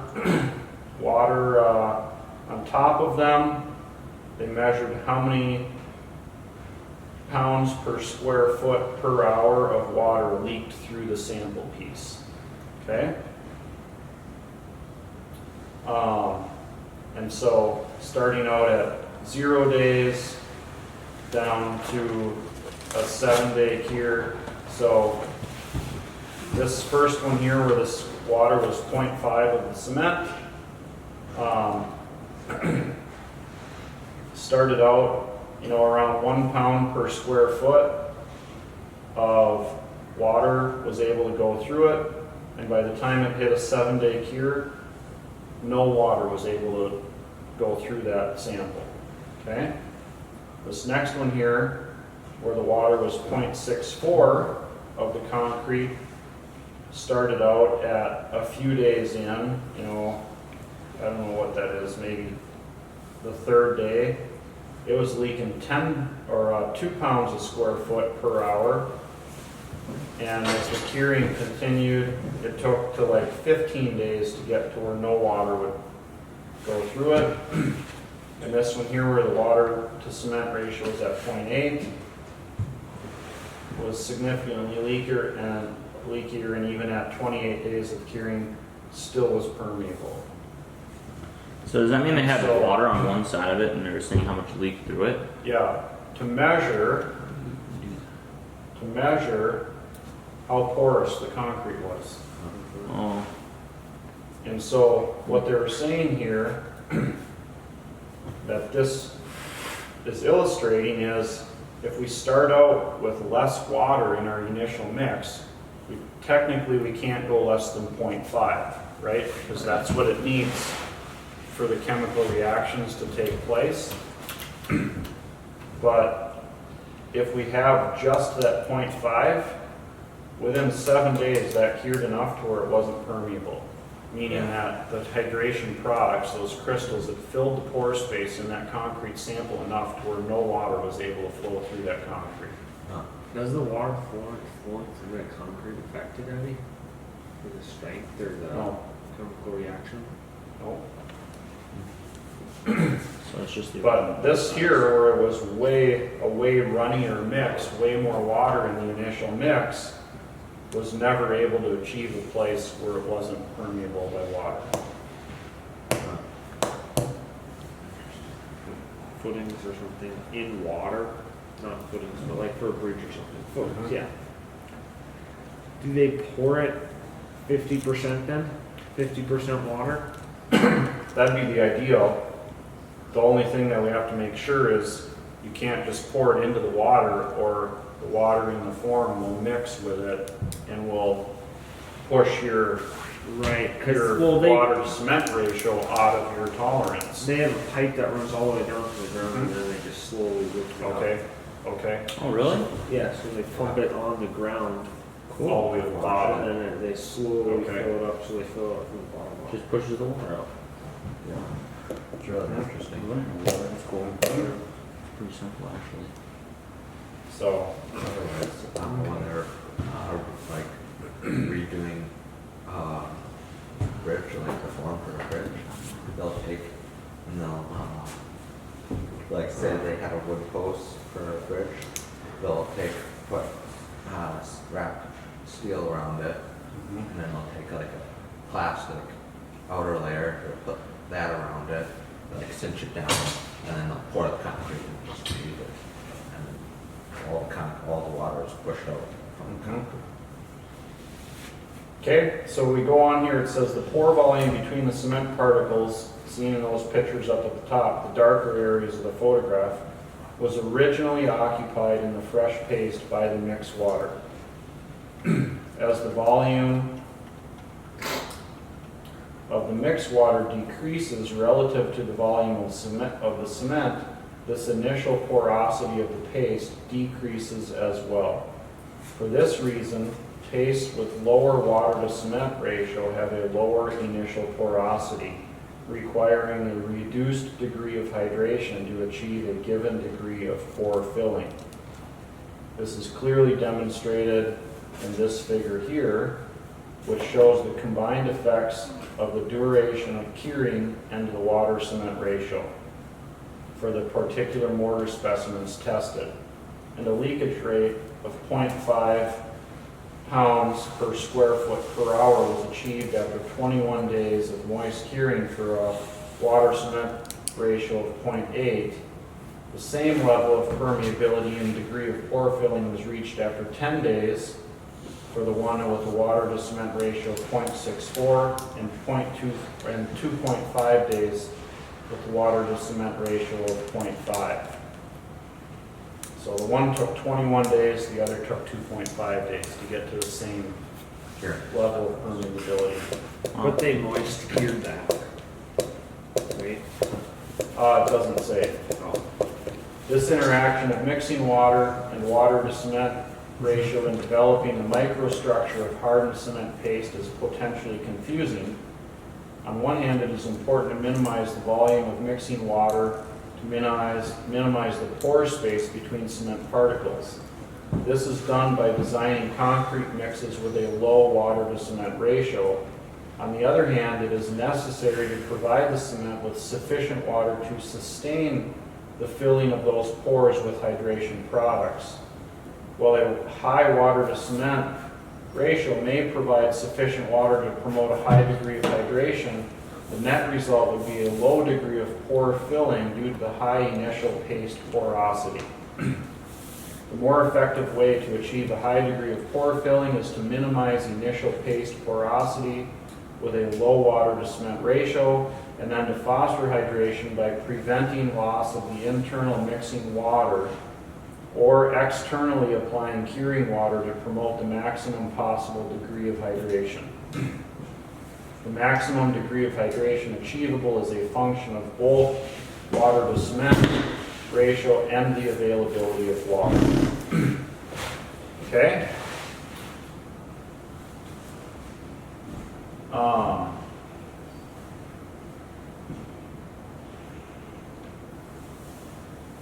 So then they have a little paragraph down here. A related issue in concrete with low water to cement ratio is that of self-desiccation, which is the internal drying of the concrete due to consumption of water by hydration. As the cement hydrates, insufficient mixing water remains to sustain further hydration. Low water to cement mixtures sealed against water loss or water entry can dry themselves from the inside. This problem is most commonly associated with mixtures with a water to cement ratio of approximately 0.4 or less.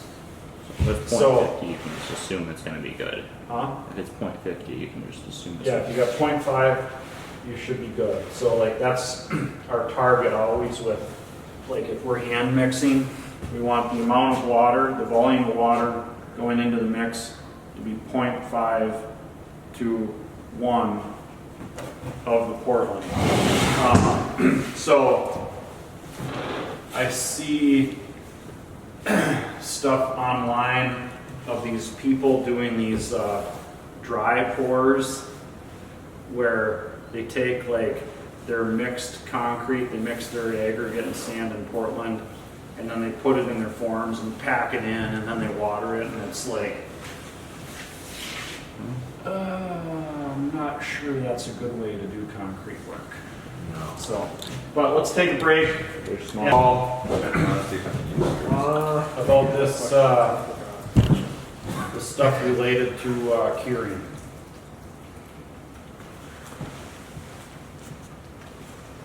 So if you you do like a 0.5 for your concrete and did it in a basement, would the concrete still be able to go through or the water be able to push through the concrete still? Or no? If it was cured, if the concrete was cured very well, to where like all of this pore space was filled, then theoretically water shouldn't be able to go through it. So, It's only if you get enough. but to achieve that, you would need to have that wall very well vibrated so that there's no honeycomb or other pathways, no air pockets, and there would have to not be any cracks.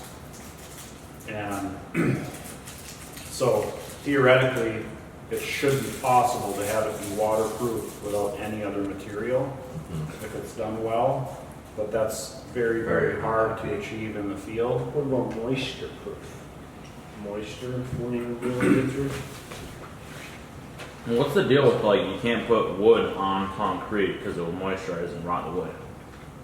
So, did you remember in here where it talked about that there is always Yeah. some water contained in the pore spaces in the concrete? Yeah. And so,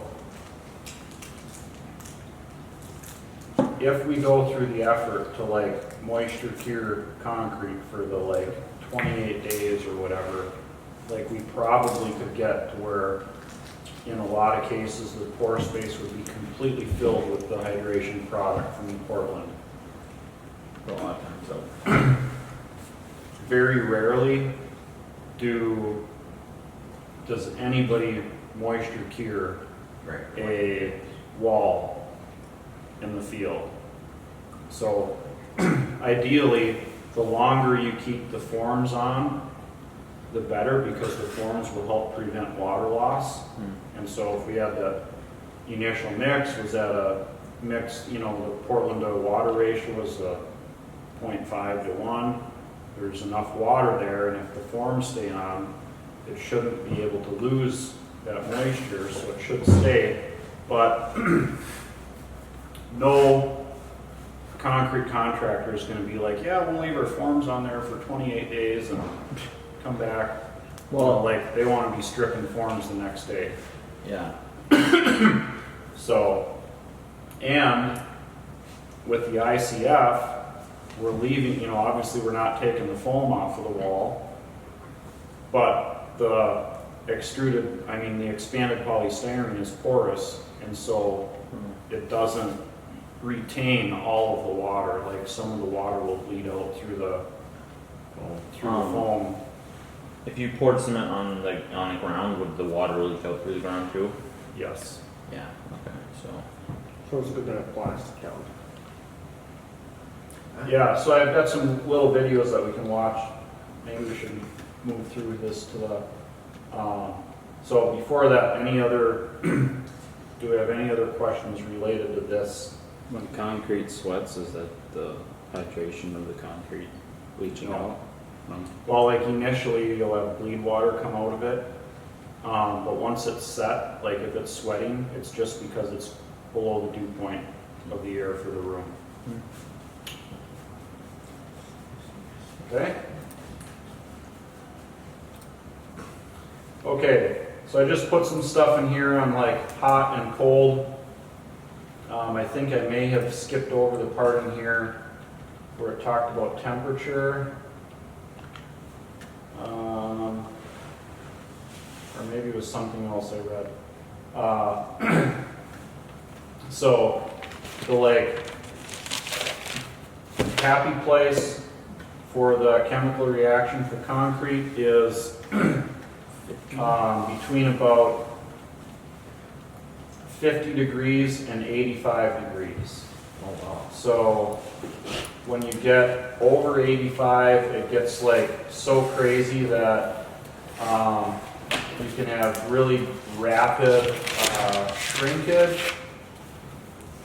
of the concrete. And so we really, really want to prevent the concrete from exceeding 85 degrees Fahrenheit. And we would really like it to stay above 50 because the rate, like the hydration doesn't shut off at below 50 degrees. It shuts off at like below 40. So we really have to keep it above 40, but it dramatically slows between 50 and 40. So,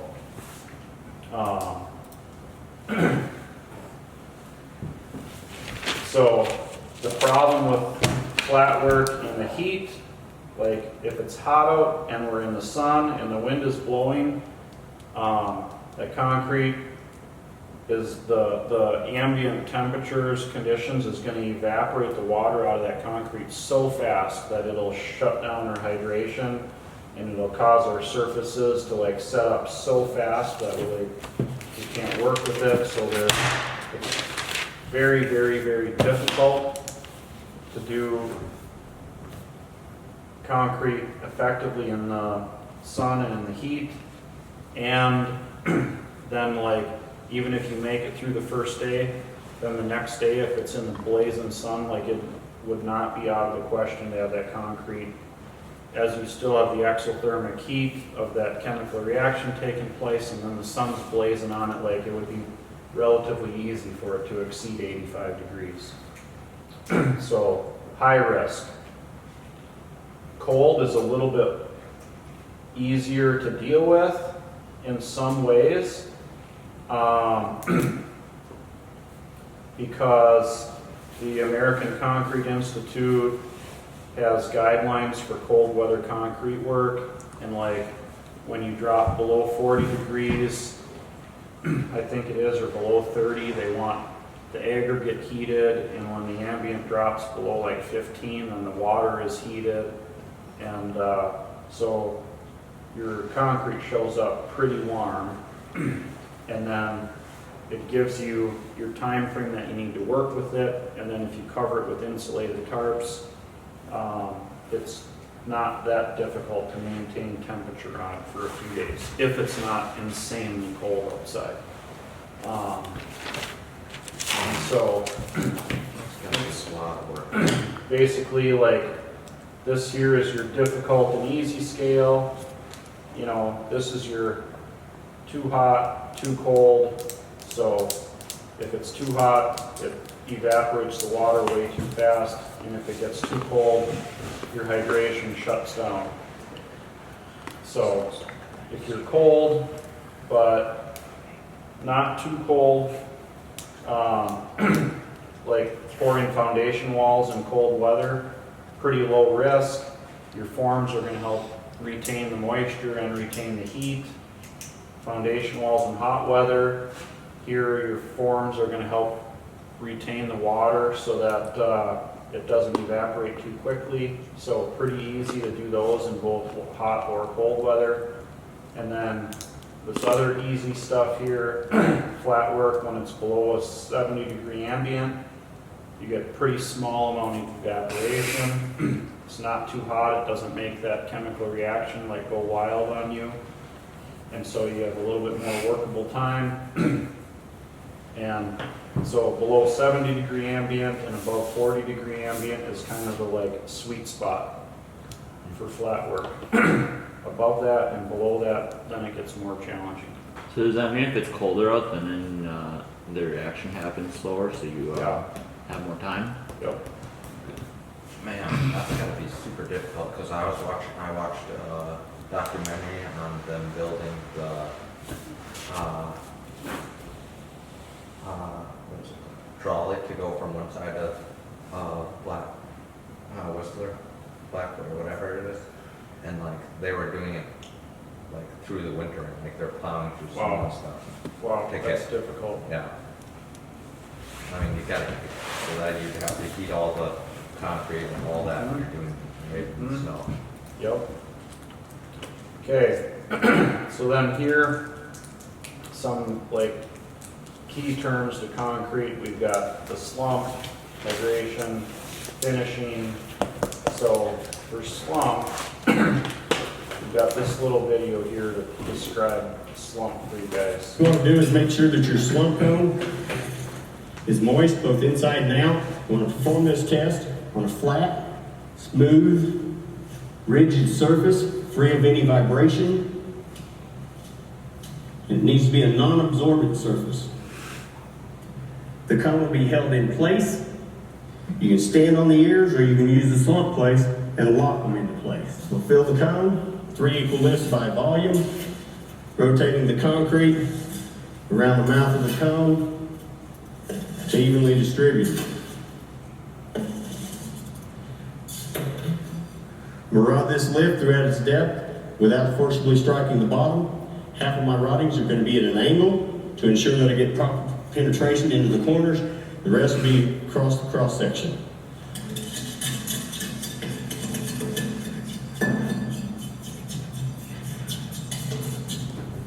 Second lift. We'll fill the mold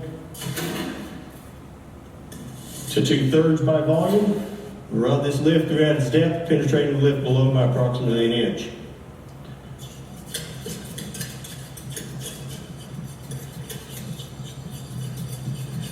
Third and final lift, we'll completely fill the mold.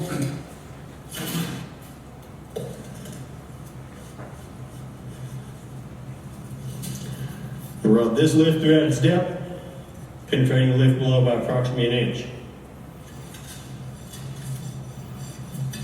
If at any time the concrete falls below the lip of the mold, we'll add a representative portion of concrete back into the mold and begin rodding where you left off. With a rolling, screeding action, you'll strike off the top of the mold. The tamping rod is the only approved method for striking off the mold. Remove any excess concrete. We'll raise the mold in 5 ± 2 seconds, clearing the concrete slump by 12 inches. You don't want any torsion or side-to-side movement as you raise this mold.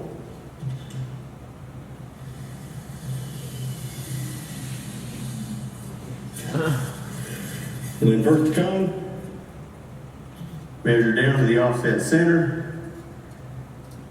and get your reading for your slump. Okay? Oh, that is a high slump. Yeah, 7 3/4, she was pretty running. Most people have no clue that in 2023, the best way to make money on Amazon is not with physical products. It's Amazon's other company. That is the most annoying ad. I know. Okay, so that's how slump is measured. So when they say a 4-inch slump, that cone's only fallen 4 inches. Okay, hydration, we went over that. Let's see.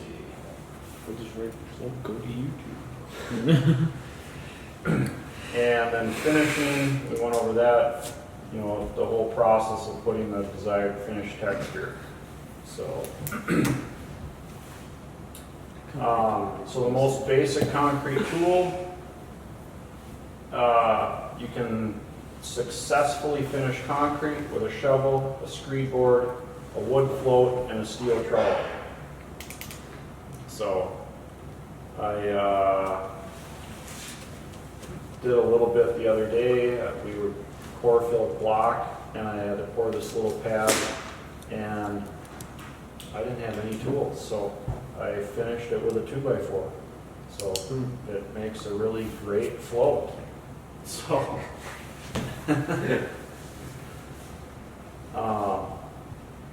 so, and it's like when you get to finishing, like,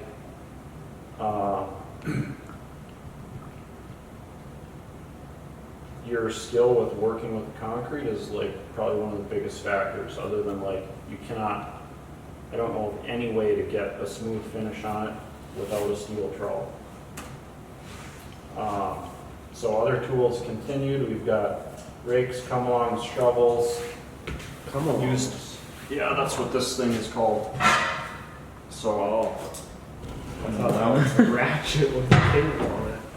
So, yeah, it is too, but, Same thing. so, but that's what they call those, Here's just specifically for concrete, like a concrete rake, Yeah. right, or whatever, but Okay, in the industry, they're called a come along. great. Three-quarter vibrating, squeeze So- vibrator. Then we've got screed boards, vibrating screeds, vibrators, used for consolidating and flattening, preparing for the finish. And then for the final flattening and finishing, we got full float, magnesium float, steel trowels, Edgar's groovers, specialty finish tools, power trowel, all that stuff. So here's what we have in our concrete. Basically, we have rock, Portland cement, sand, and water. So, Wash sand, huh? yep. So you want to have, you want to avoid anything with organic matter. So you want So- washed rocks too. Yes, So does that mean our sand out in the shop, would that work? yes. That worked really well. Even It's though very it's- good. Okay. Yeah, it is Uh, pretty clean, I guess. Yeah. So the reason you don't want organic matter is because the organic matter will absorb water. And Man, so you'll have to add more water into your mix to get the same level of workability, which will increase your pore space and then it, because what we've seen is like the smallest amount of water you can put in to achieve the workability you need will give you the strongest concrete. So any organic matter, either in the rock or in the sand, will increase the water that you need to achieve the same workability. So, okay, so some basic mixes here. So this is all these are like Portland sand rock. So like, here's one for foundation wall. This one here is my favorite one in the middle. This is like, I consider this like an all-around mix. So 1 Portland, 2 sand, 3 rock. And then it'd be 0.5 water on all of these. So if you have like a 5-gallon bucket and you're mixing concrete, put in 3 buckets of rock, 2 buckets of sand, 1 bucket of Portland, and a half bucket of water. Didn't we mix our own cement one time? Mm-hmm. We never did When we were pouring those things for those light poles, we mixed all that by hand. So, and we did a 3-2-1 mix on that, or a 1-2-3, whatever. So, footings, they got 1 Portland, 2.5 sand, and 5 rock. What's the 1, 2, 5, 5? 1, 2.5, and 5. Oh, 1 Portland, 2.5 sand, 5 rock. So you're always gonna have more rock than sand.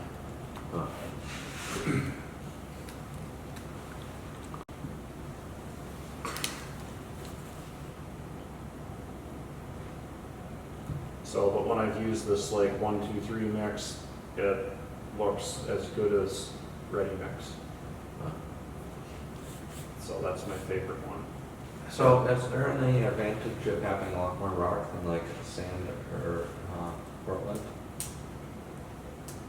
Well, like the rock gives it the structure, so, but you've got to have Portland in it to like create enough Portland to fill that void space with, those crystals, Yeah. so. Okay, let's see which this one is, oops. Questions? Yeah, we're gonna, oh, come on.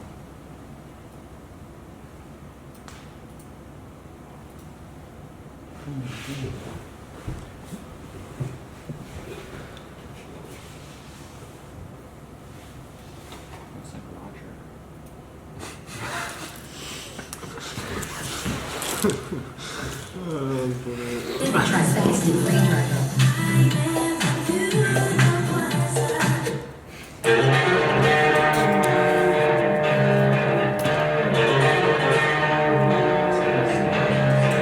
Ooh, that'd be cool.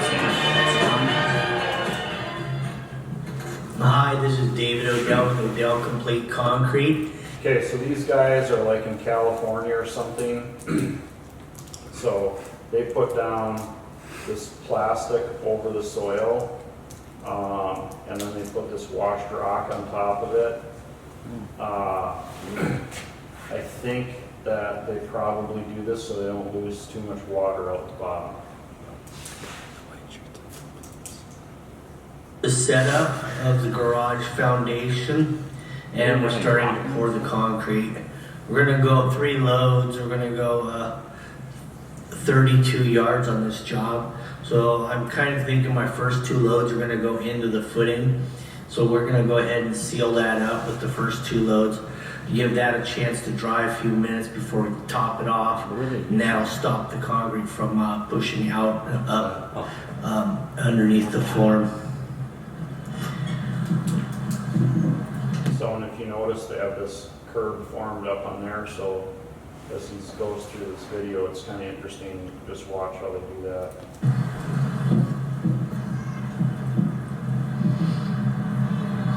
And they're pumping. So there's not a access lot to of the work to do truck at this back there. point. Mostly it's just dragging the hose around and just filling up the big hole around the perimeter. What I did was on the spacing of these trucks, I got the first 2 back to back, and then I gave me about a 40-minute pause for the cap off. And that way the footing has a chance to set and it won't run out the bottom as much. Though this is the second load here, and now we're working on the 3rd load. And you can see that we topped off the stem wall on the one side, and it's holding real nicely.